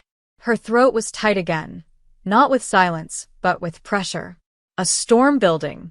This isn't about territory anymore, Adriana muttered. It's not even about you being my mate. It's about what you represent. You stood in front of them and used your pain like a blade. That terrified them. Hallie finally looked up. Then let's make them more afraid. Adriana stilled. Hallie. But Hallie rose from the chair, her eyes steady. They think I'm fragile. That I'm some girl you picked up off the ground and polished into a symbol. She stepped closer. Let me show them I'm not. The next day, Hallie walked into the pack council chambers with Adriana at her side. She stood before warriors, politicians, emissaries, and alphas, and she spoke. Her voice cracked, but it carried. I won't be used as bait. I won't be a symbol of silence. And I won't be hidden. She paused, breath trembling. But I won't fight this war the way they want me to either. A murmur spread. One of the older alphas narrowed his eyes. Then what are you proposing? Hallie raised her chin. A gathering. Public. Open. On neutral ground. Let them all come. All packs. All leaders. If Leora wants a stage so badly, let's give it to her. Adriana tensed beside her. Hallie, no more shadows, she said firmly. Let the world see who we really are. That night, alone in their bed, Adriana pulled her close. You don't have to do this to prove anything to me. Hallie buried her face in her shoulder. I'm not doing it for you. She tilted her head up, voice low. I'm doing it for her, for the version of me who never thought she'd be strong enough to speak again. Adriana kissed her. Not out of desire, but out of reverence. Then let's show the world exactly who you are. And Hallie whispered back, let them listen. The date was set.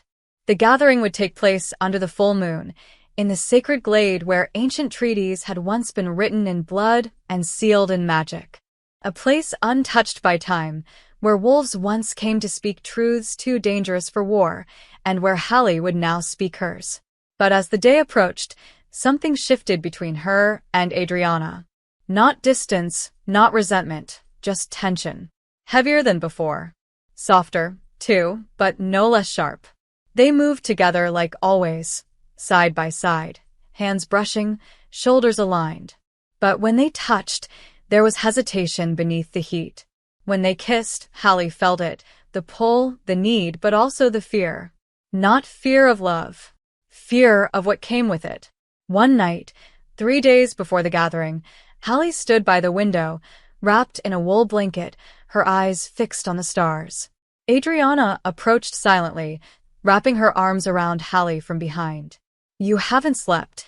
Neither have you. They didn't deny it. Didn't pretend. Hallie turned slowly in her mate's arms, tilting her head up. Do you think I'm ready? Adriana didn't answer immediately. Her hands slid down Hallie's spine, anchoring her. I think you've already done more than anyone expected of you. That's not what I asked. Adriana met her gaze. I think you were born ready. Hallie didn't believe her. Not entirely.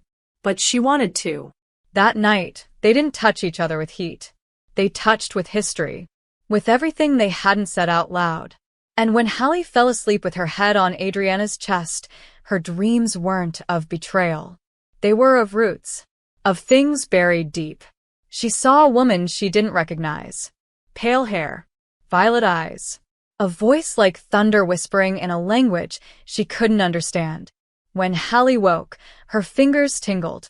Her throat burned, not with fear, but with magic. I think, she whispered aloud, something's waking up in me. Later that day, Adriana received a visitor from the capital. A wolf elder. Female. Cold. Regal. She pulled Adriana aside while Hallie lingered upstairs, listening through the heating vent without shame. You've bound yourself to her, the woman said. But do you know what she is? Adriana's voice was low. She's mine. She's more than that. That speech at the summit, her shift after years of silence, The dreams she's having now, this isn't coincidence. A pause. You need to look at her bloodline. Adriana's voice sharpened. Are you implying she's dangerous? I'm saying she may not be just a wolf. That night, Hallie stood outside the bookstore, staring up at the sky, her breath rising in clouds. She felt strange. Not wrong. Just expanded. Like something inside her had finally stretched after being trapped in a box for too long. Her senses were sharper, her body warmer, and her dreams more vivid than ever. When she returned inside, Adriana was waiting, arms folded, a look on her face Hallie didn't recognize. Not anger, not concern, but something reverent. What? Hallie asked. Adriana didn't answer right away. Then she stepped forward and placed a small leather-bound book in Hallie's hands. This was your mother's. It was left in the records when she died. Hallie froze. You've been looking into me? Adriana shook her head. I wasn't going to. I swore I wouldn't. But the council did it for me. They're scared. Not because you're weak. Because you're different. Hallie opened the book slowly. Her mother's handwriting was delicate, looping. The pages weren't letters. They were spells. Notes. Rituals. And one sentence repeated in nearly every entry. She was born under a silver moon. She will carry both the howl and the storm. Hallie's hands trembled. What does that mean? Adriana's voice was quiet. It means you're not just a shifter. Then what am I? You're part wolf, part witch. The words struck like lightning, but the strange thing was, they fit. The dreams. The way her voice had returned in waves, like echoes of power. The energy in her chest that never stopped humming. Why didn't anyone tell me? Maybe your mother hid it. Or maybe it just hadn't awakened yet. Hallie stared down at the pages. A note scrawled in the corner caught her eye. She will speak not only for herself, but for those who have lost their voices. Her blood is memory. Her howl a warning. She looked up. This gathering, this isn't just about me, is it? Adriana exhaled. No. And it never was. You knew. I suspected. But I didn't care what you were. I loved you anyway. Hallie stepped forward, placing her hands on Adriana's chest. But now they'll see me as something else. A weapon. A threat. Let them, Adriana whispered. You've been underestimated for too long. Hallie closed her eyes. Her voice, when it came, was steady. Then I'll give them something to be afraid of. The next morning, the final preparations began. The glade was being reinforced with protection spells. Neutral packs began to arrive from distant territories, some out of curiosity, others out of fear. And in every whisper, Hallie's name carried weight. Some called her the Storm Singer, others the Witch Wolf, and still others simply the girl who speaks again. That night, Hallie sat alone by the fireplace. The book her mother had left open in her lap. She ran her fingers over the ink. Her bloodline wasn't a weakness. It was a legacy. A weapon, yes, but one forged by generations of women who had survived the silence, the fire, the war. She looked up at the moon. Full. Close. Watching. I know who I am now, she whispered. And I won't let you bury me again. Behind her, Adriana stepped into the room, quietly watching her. Are you ready for tomorrow? Hallie turned. Her voice was soft, but unshakable. I was born ready. The glade had never seen so many wolves. Under the light of a full silver moon, the sacred gathering ground was transformed, encircled by torches that hissed in the cold, glowing softly against a sea of fur, leather, armor, and suspicion. Representatives from every major pack in the region stood on neutral soil, their banners raised, their expressions guarded. They hadn't come to listen. They'd come to watch a spectacle. Some expected diplomacy. Others expected chaos. But what none of them expected was her.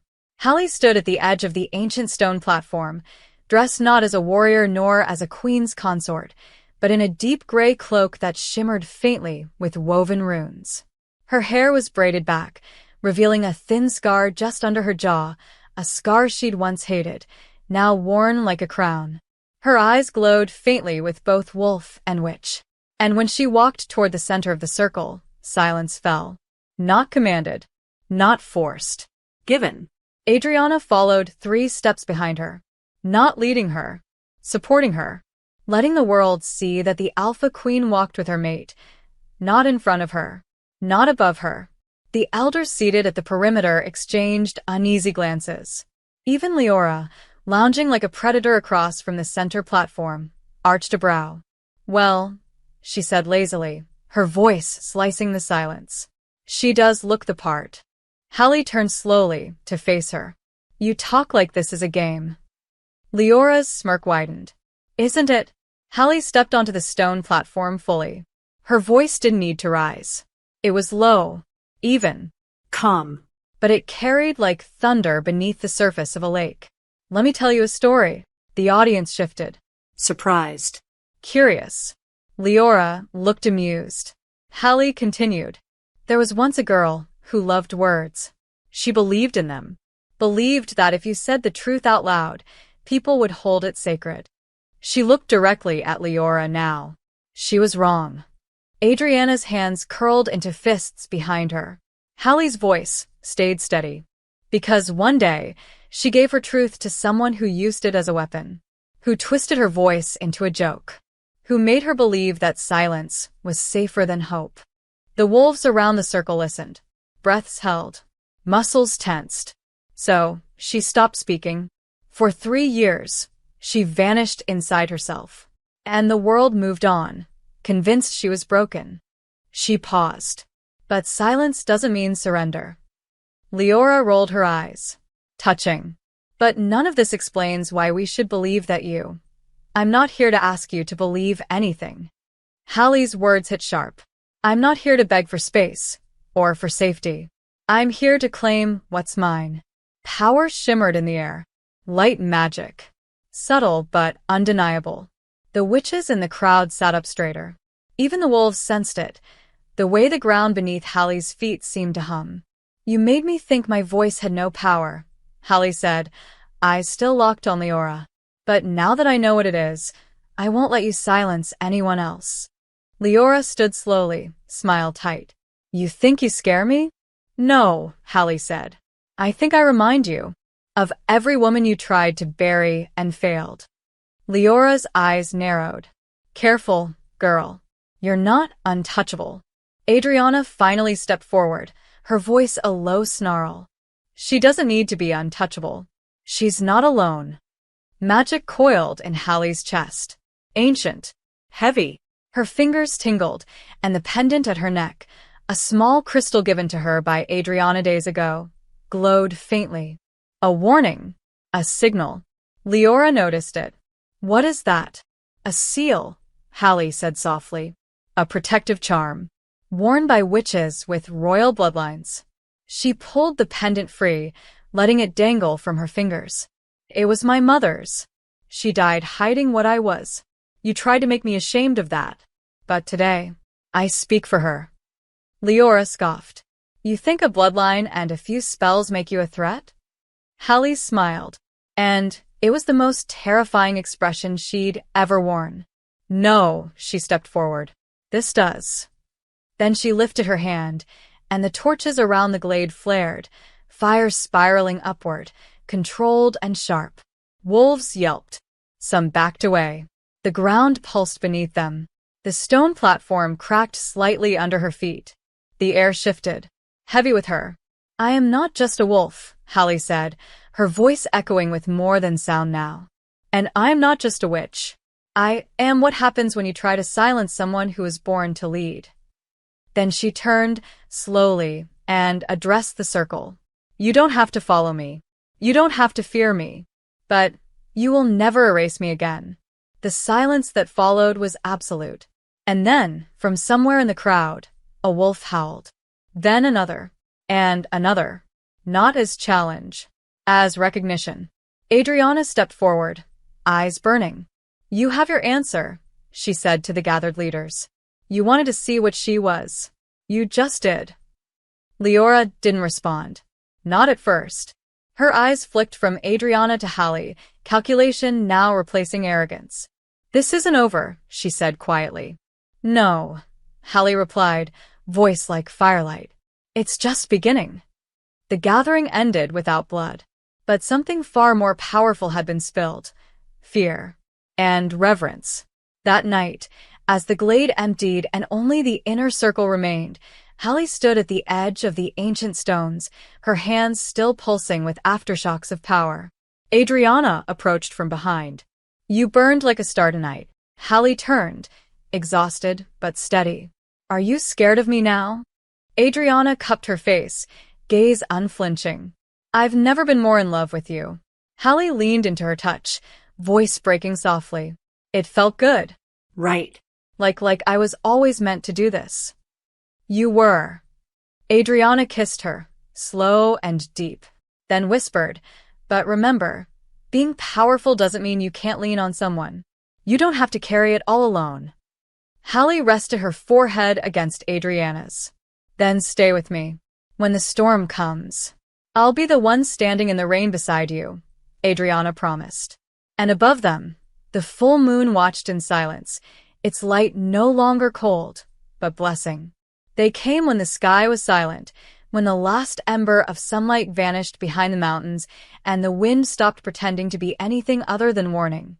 Hallie felt them long before they arrived, something twisting in her chest, not pain exactly, but recognition. The cold air shifted with the scent of old magic and memory, and her breath stilled in her lungs as though her body remembered what her mind hadn't been ready to face. Adriana stood beside her on the porch of the bookstore, her arms folded tight across her chest, her gold eyes glowing faintly, every muscle in her body coiled like a storm held back only by love. "They're here," Hallie said softly, her voice barely a breath. "Are you sure?" Adriana asked, but she already knew the answer. Hallie nodded once. "They're not from this time. They're from before. From my blood." The words tasted strange in her mouth. She had spent so long pretending to be just a girl, just a wolf who had gone quiet. Now she knew the truth. She was something else. Something more. The first howl rose from the woods, not a living wolf, but something hollow, distant, like an echo from under the earth. Then came another, sharper, closer, like the air itself splitting open. Adriana reached for Hallie's hand, gripping it tightly. "You don't have to go alone." "I know," Hallie said, "but I have to go first." The forest welcomed her like it had been waiting. Shadows moved between trees, some shaped like wolves, others like women, all of them wrong in the same ancient way. Hallie stepped into the clearing and saw them. 5 figures cloaked in mist and memory, each one carrying a piece of her mother's face, her grandmother's voice, her ancestors' wrath. The leader had eyes like smoke and hair like frost. She smiled when she saw Hallie.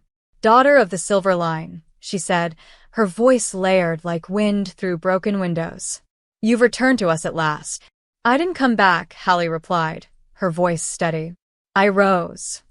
The figures hissed like ice cracking. "You were meant to continue the silence. You were meant to be the last. You were supposed to disappear."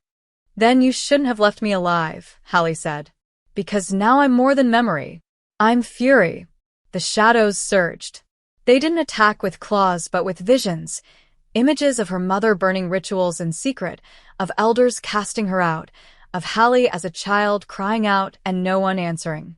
They tried to drown her in grief. But Hallie didn't drown. She spoke. "No more," she shouted, and the clearing shook with her voice. "I am not your shame. I am your reckoning." The shadows reeled back. One tried to reach her, whispering promises of power, of legacy, of joining their eternal silence.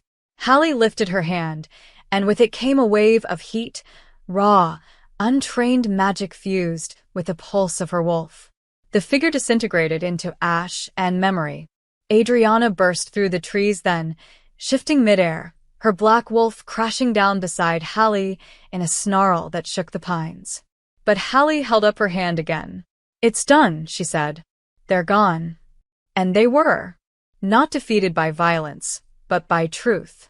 The ancestral spirits had come to reclaim her voice, and found it too strong to touch. The forest quieted. The moon broke through the clouds above them. Hallie turned to Adriana, her skin still burning from the magic, her eyes glowing with something ancient. "I need to run." Adriana shifted in response. No questions, no hesitation. Her massive black wolf stood proud and still, waiting. Hallie shifted too, her transformation smooth now, instinctive. Her body cracked and reshaped into fur, her breath coming faster as her paws touched the earth, her heart sinking to a rhythm she had denied for too long. Together, they ran. Through trees and shadows, through wind and stars. The forest blurred around them, a streak of silver and black weaving between branches and snow, two wolves who had nothing left to fear. Their paws pounded the earth with rhythm and purpose, and every step forward erased a step away from pain. Hallie ran with her mouth open in a silent howl, not needing to speak because everything she'd ever wanted to say lived in the way she moved beside Adriana. The bond between them wasn't just heat now, it was history, it was healing, it was a promise written in fur and bone. When they reached the edge of the cliff, where the trees opened to a view of the valley below bathed in moonlight, they stopped. Their bodies heaved with effort. The moon watched silently, full and proud. And then they shifted back. Naked, breathless, alive. Hallie's hair stuck to her cheeks, her skin flushed and glowing. Adriana turned to her, her eyes still golden, her mouth slightly parted. "You're not afraid anymore," she whispered. Hallie stepped forward, placing both hands on Adriana's bare waist. "I'm not running anymore." And then she kissed her. No hesitation. No fear. Just fire. Just truth. Their mouths crashed together in a kiss that was not gentle, but desperate and deep and filled with everything they'd both survived. Hallie pushed Adriana back against a tree, hands roaming, lips biting, gasps turning to groans. It wasn't about lust. It was about release, about claiming the bodies they'd fought to keep, the love they'd nearly lost, the future they refused to live in silence. Adriana kissed her back like she was never going to let her go. And when they finally pulled apart, foreheads pressed together, hearts pounding, Hallie whispered, "I never thought I'd want to be seen again." Adriana smiled, brushing her knuckles along Hallie's cheek. "Then let me be the one who sees everything." Hallie closed her eyes and breathed in the scent of pine and sweat and love. "You already are." Beneath them, the valley slept. But above, the moon burned like it had been waiting all this time for this moment. Two women no longer hiding, no longer haunted. Just wild. Just whole. The forest still echoed with their steps. The moonlight still clung to Hallie's skin. But morning came fast, and with it, the weight of everything they'd just survived. In the quiet after victory, there's a strange stillness, like the world holds its breath to see what you'll do next. Hallie felt it in her bones. The spirits were gone, the ancestors silenced, but their presence had left something behind. Her. Changed. Claimed. Complete. The fire under her skin had cooled, but it hadn't vanished. It pulsed in her blood, curled at her fingertips, and hummed in her voice whenever she spoke. Adriana noticed it too. Her eyes followed Hallie now with something different, less protectiveness, more awe. Hallie wasn't a woman she needed to shield. She was a force she stood beside. And the world was watching. News of what happened in the glade had already spread. Not just to allies, but to enemies. Not just to wolves, but to witches. The balance had shifted. The queen's mate was no longer a question mark. She was a statement. And statements were dangerous. "There's unrest in the council," Adriana said as they stood by the frost-dusted windows of the bookstore that morning. "Some of the elders are saying I'm too close to you, that I'm blinded. By love." Hallie asked.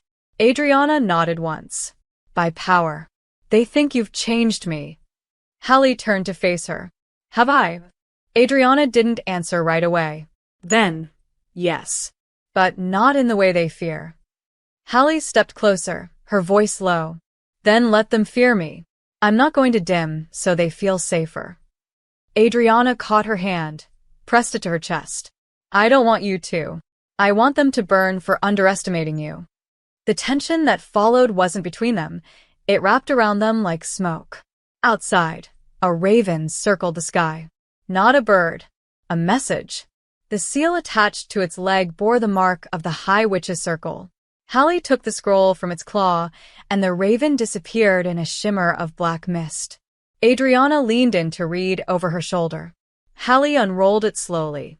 The parchment was cold, the ink sharp. To Hallie of the Silver Moon Line, your presence has awakened dormant bloodlines and drawn eyes long turned away. Some will want to silence you. We do not. But you must understand what it means to carry both magic and the wild. You are not the first, but you may be the last. We summon you to the sanctuary. 1 week's time. Come alone. Or not at all. Hallie stared at the words. Her chest tightened. They want to see if I'm a threat. You are, Adriana said. To them. To their order. To everything they've spent centuries controlling. Hallie looked up. Do you want me to go? Adriana hesitated. I want to protect you. But I know you won't let me if it means standing in your way. You're right, Hallie said. But I don't want to walk into another trap. Then we make it their mistake to underestimate you. That night, while Adriana met with her captains, Hallie walked through town alone. The cold bit at her cheeks. The people she passed no longer looked away. They nodded. A few even whispered her name. Not in fear, but in reverence. But there were others too. Watching from windows. From corners. From the edges of belonging. She felt their eyes. Their doubt. Their resentment.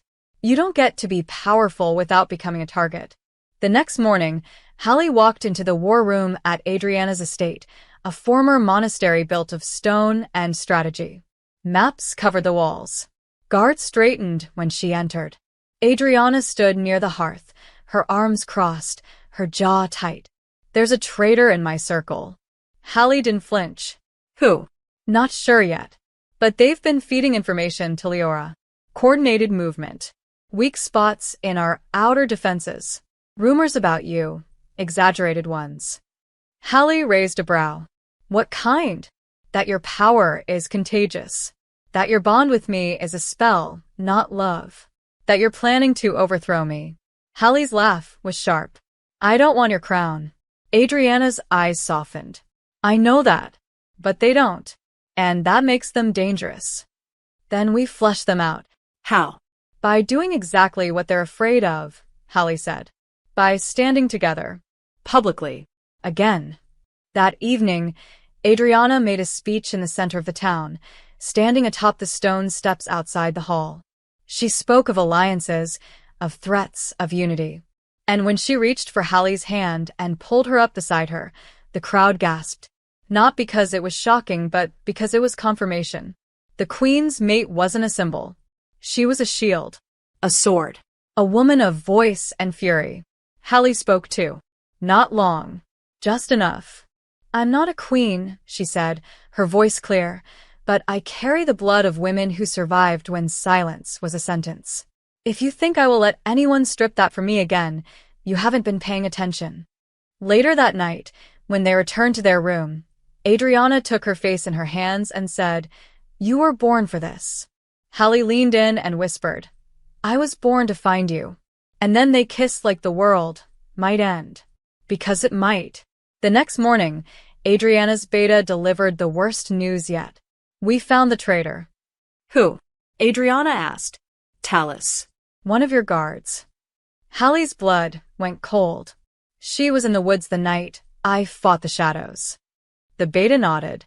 And now she's disappeared. We believe she's gone to Leora. Adriana's hands clenched. We're being set up. For what? Hallie asked. The beta looked at her. For a war we won't see coming. For a betrayal from the inside. Hallie turned to Adriana. Then we don't wait. We go to the witch's sanctuary. We find out what they know. We find out who I really am. Adriana looked at her, something unreadable in her eyes. And if they try to keep you? Hallie smiled.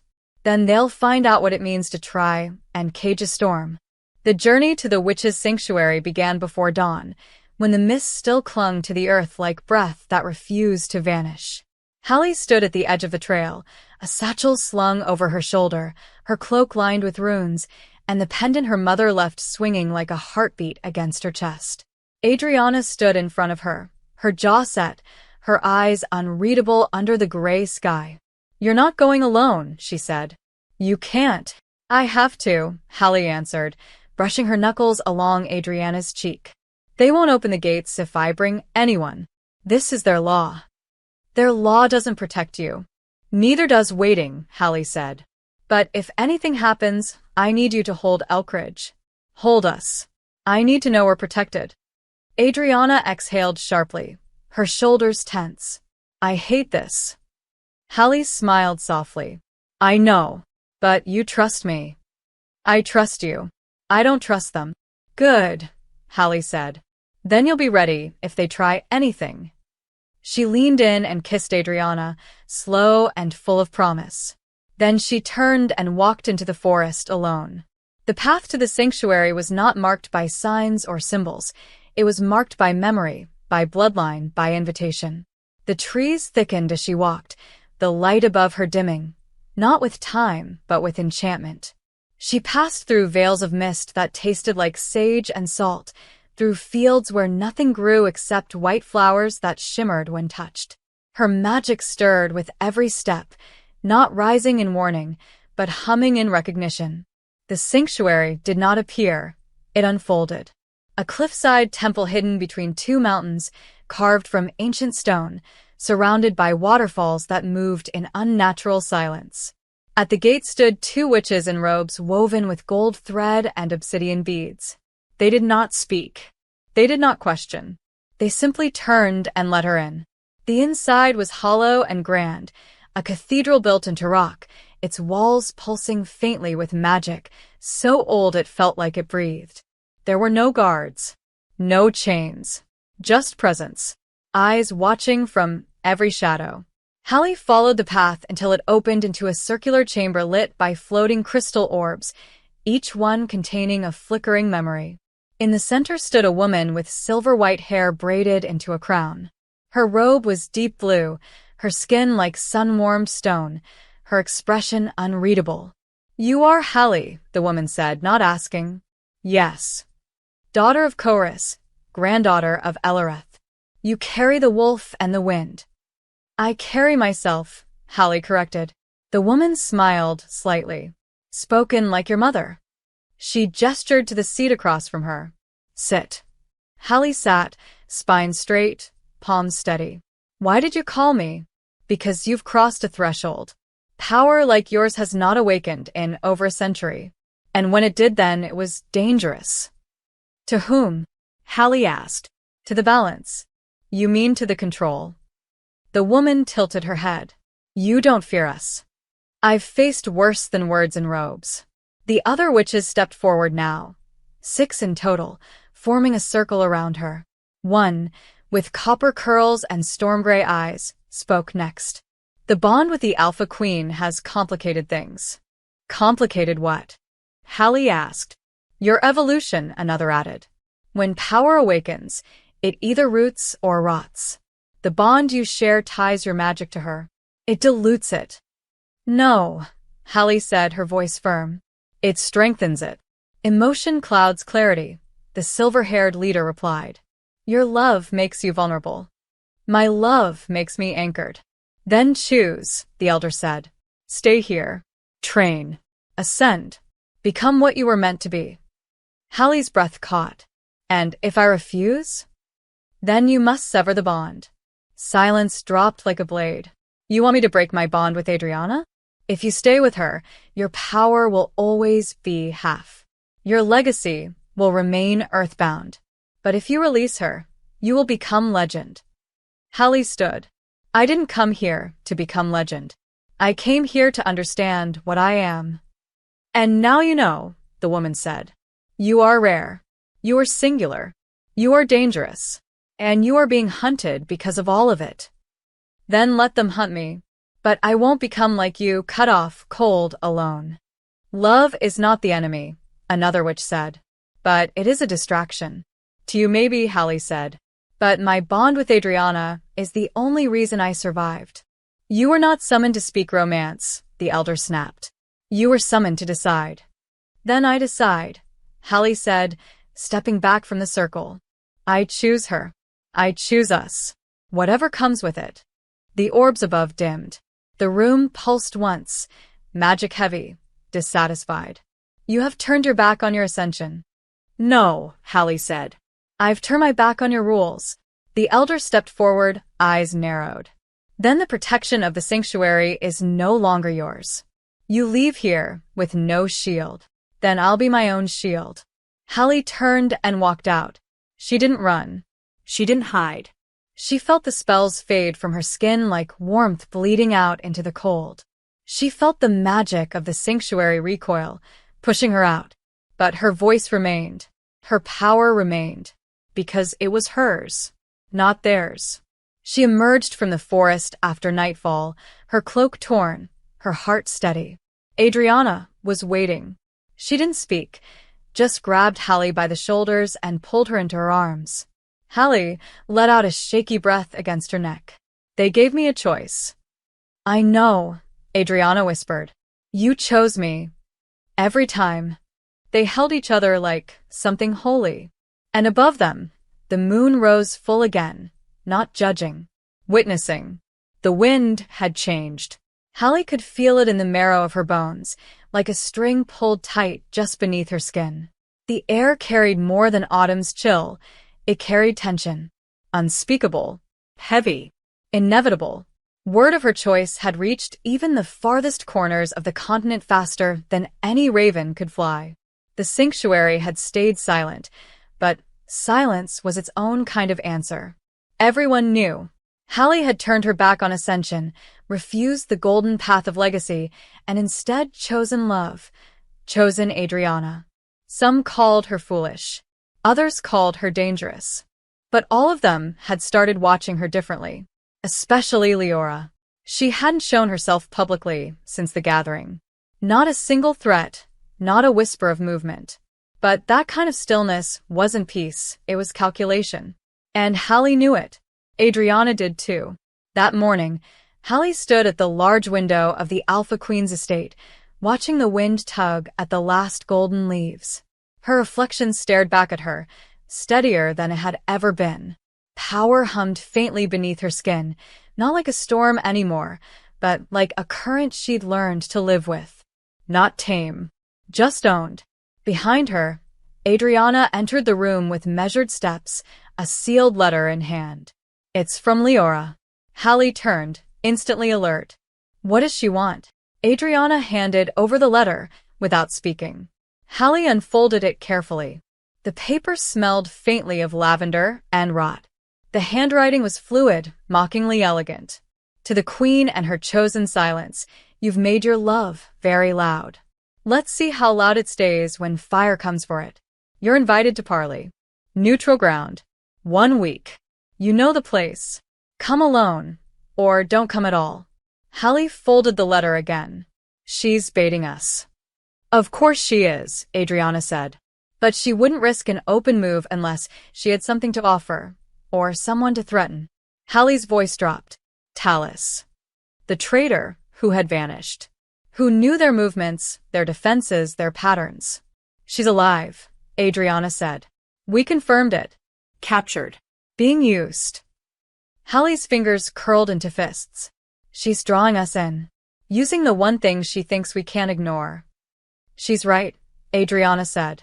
We can't.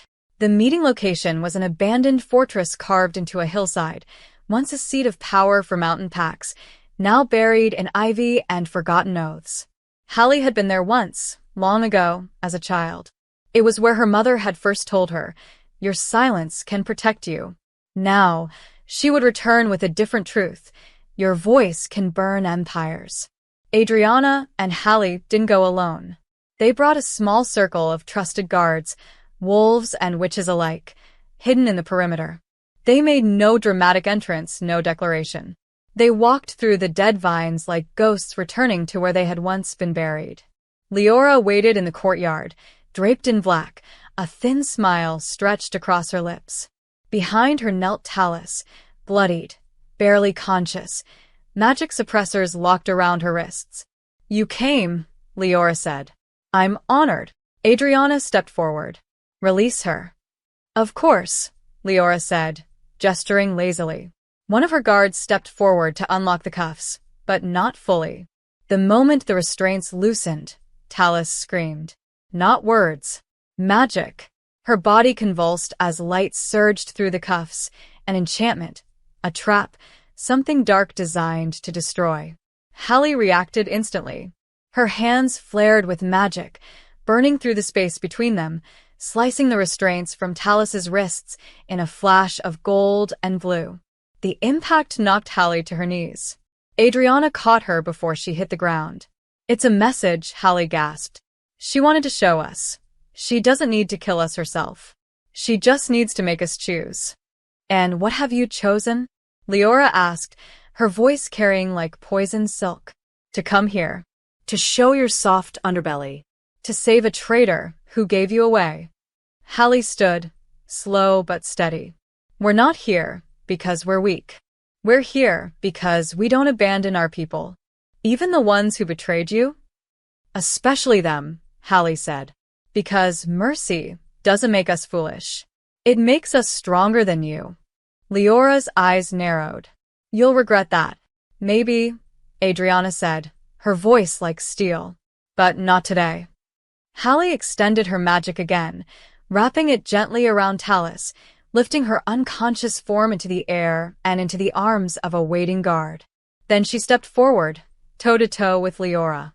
You want war? She asked quietly. Start it. But know this, if you touch what's mine again, I won't come back with words. I'll come with fire. Leora leaned in, smirking.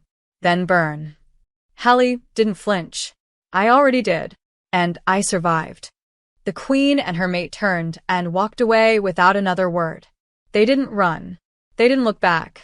And that was what frightened Leora most. That these two women, bound by something deeper than ambition, weren't posturing. They weren't performing. They were becoming.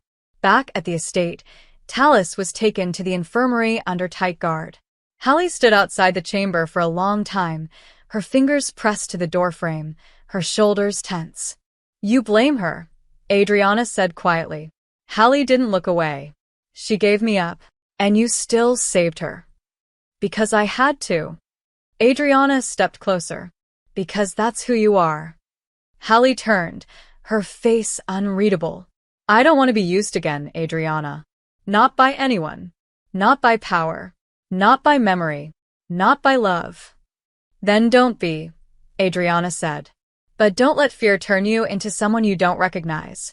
Hallie met her eyes. I just keep waiting for something to take you away from me. Nothing will, Adriana said. Not politics. Not prophecy. Not Leora. And if they try, she leaned in.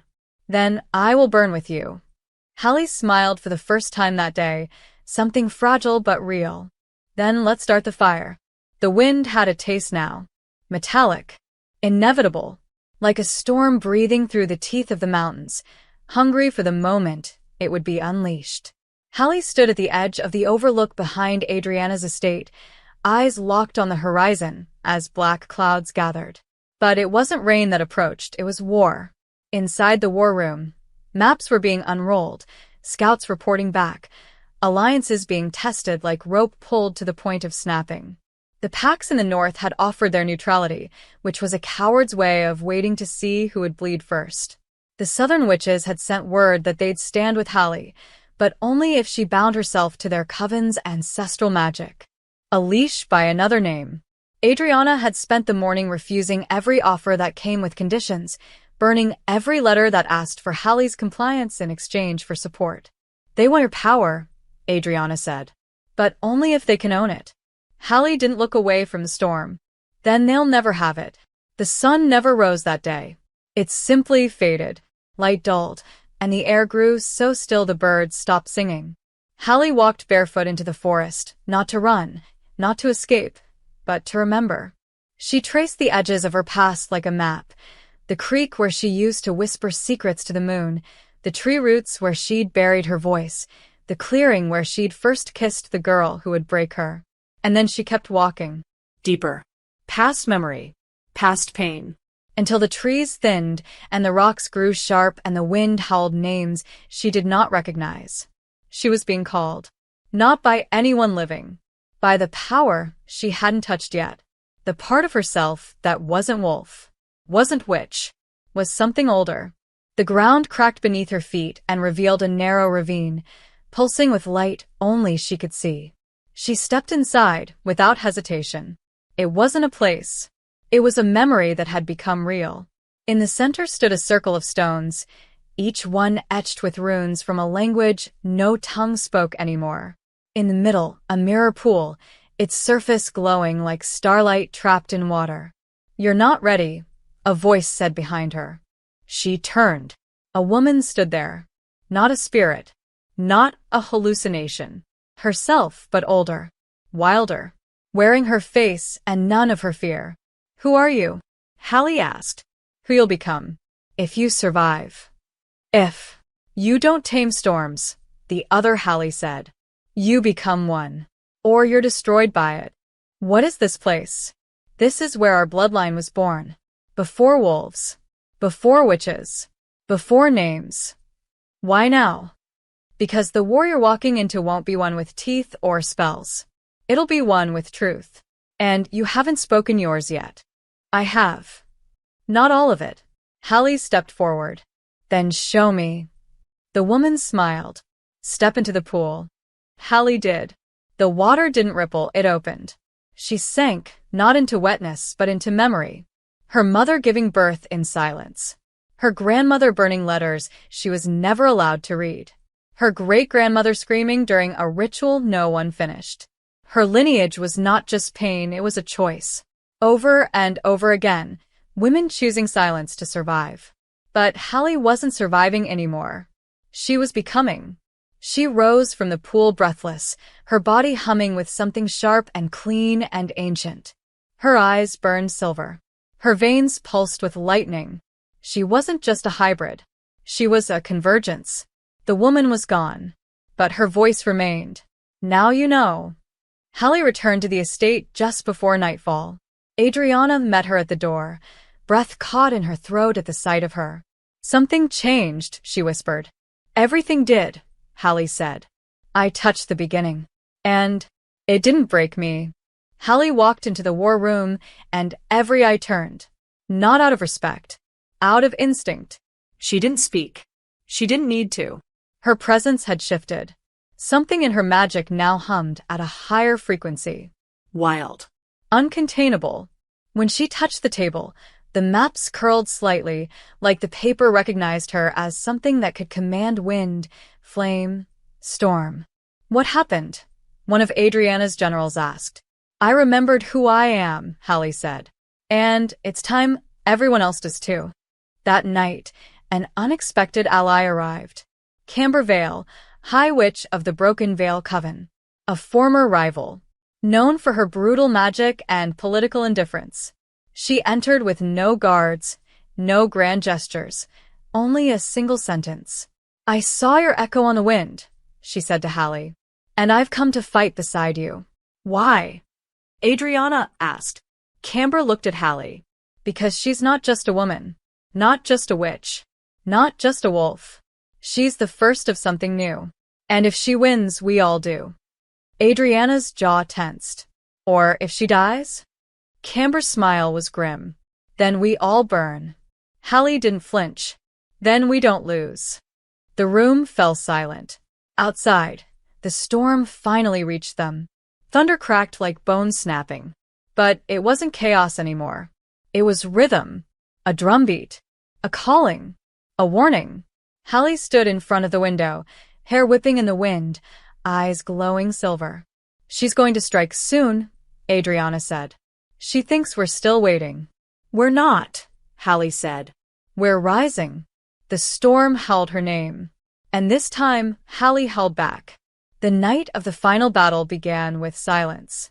Not the kind that comes from fear, but the kind that builds before something ancient is unchained. The clouds were thick, hiding the moon like even the sky knew it wasn't time to watch yet. Inside Adriana's fortress, The air pulsed with magic, strategy, and tension so sharp it felt like it could slice skin. Hallie stood in the center of it all, dressed not in armor, but in runes. Ink burned into her skin like declarations. Her hair was loose, wild. Her eyes still carried the silver glow of the ancestral well. She didn't pace. She didn't tremble. She waited because she already knew they would come. And they did. Just before midnight, a scout returned breathless. They're here. Thousands. Witches. Wolves. Warlocks. Leora leads them all. Adriana stepped beside Hallie, their shoulders brushing. She brought everyone. Then we don't hold back, Hallie said. We become. The plan was simple. A coordinated defense around the fortress perimeter. Traps already set in the trees, in the stone, in the roots. But the final confrontation, it would always come down to two women.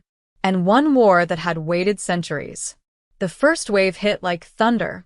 Magic cracked the sky open in bursts of violet and fire.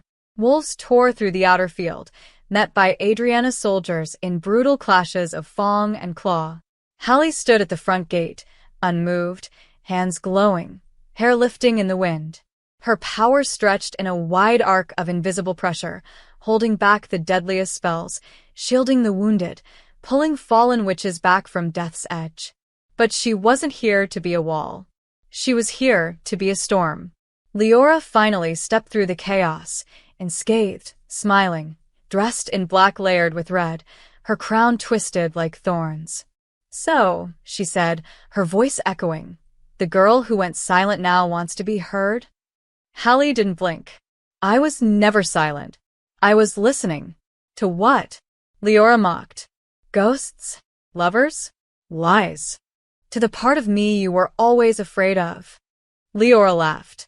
You think love made you strong? It made you weak. You could have been a goddess. No, Hallie said, stepping forward. I became whole. And then she attacked. Not with fury, not with vengeance, but with the calm power of a woman who knows who she is. Her magic wasn't cast. It sang, moving like poetry made fire.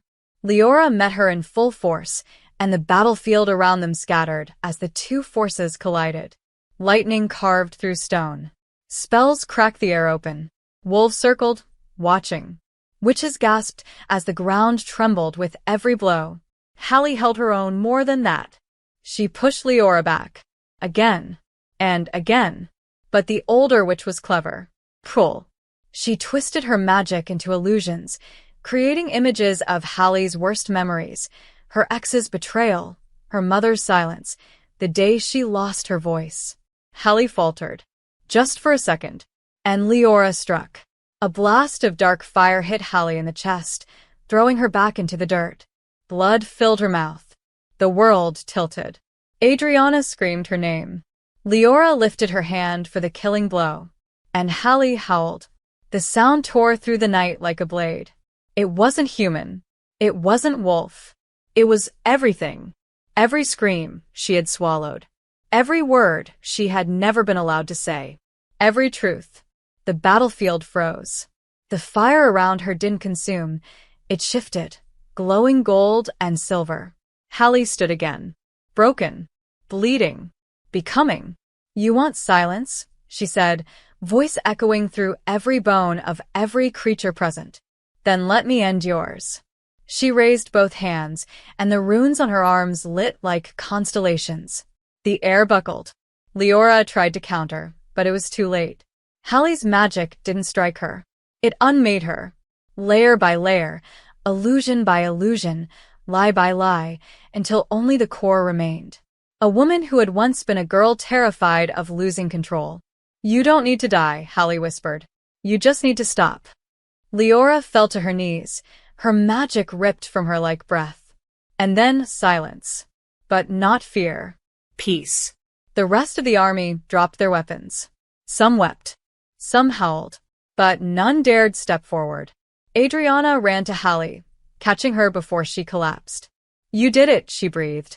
Hallie looked at her, pain flickering behind her eyes. We did. They stood together as dawn broke, casting golden light over a battlefield that now bloomed with wildflowers where magic had scarred the earth. Later, Hallie stood before the remaining leaders, witches, wolves, ex-allies of Leora, each waiting for a demand, a new reign, a claim to power. Hallie simply said, "I don't want a throne. I want a future. One where no one is silenced to survive. If you want to build that with me, stay. If not, go." No one left. In the days that followed, rebuilding began. Treaties were signed. Covenants rewritten. Wolves and witches shared space, shared leadership, shared healing. Hallie and Adriana returned to the forest one evening, to the cliff where they'd once run under the moon. As it rose full and silver above them, they shifted, two wolves racing side by side through trees that no longer whispered warnings, but sang blessings. And when they reached the clearing, they shifted back, breathless and laughing, naked under the stars. Hallie turned, her heart full,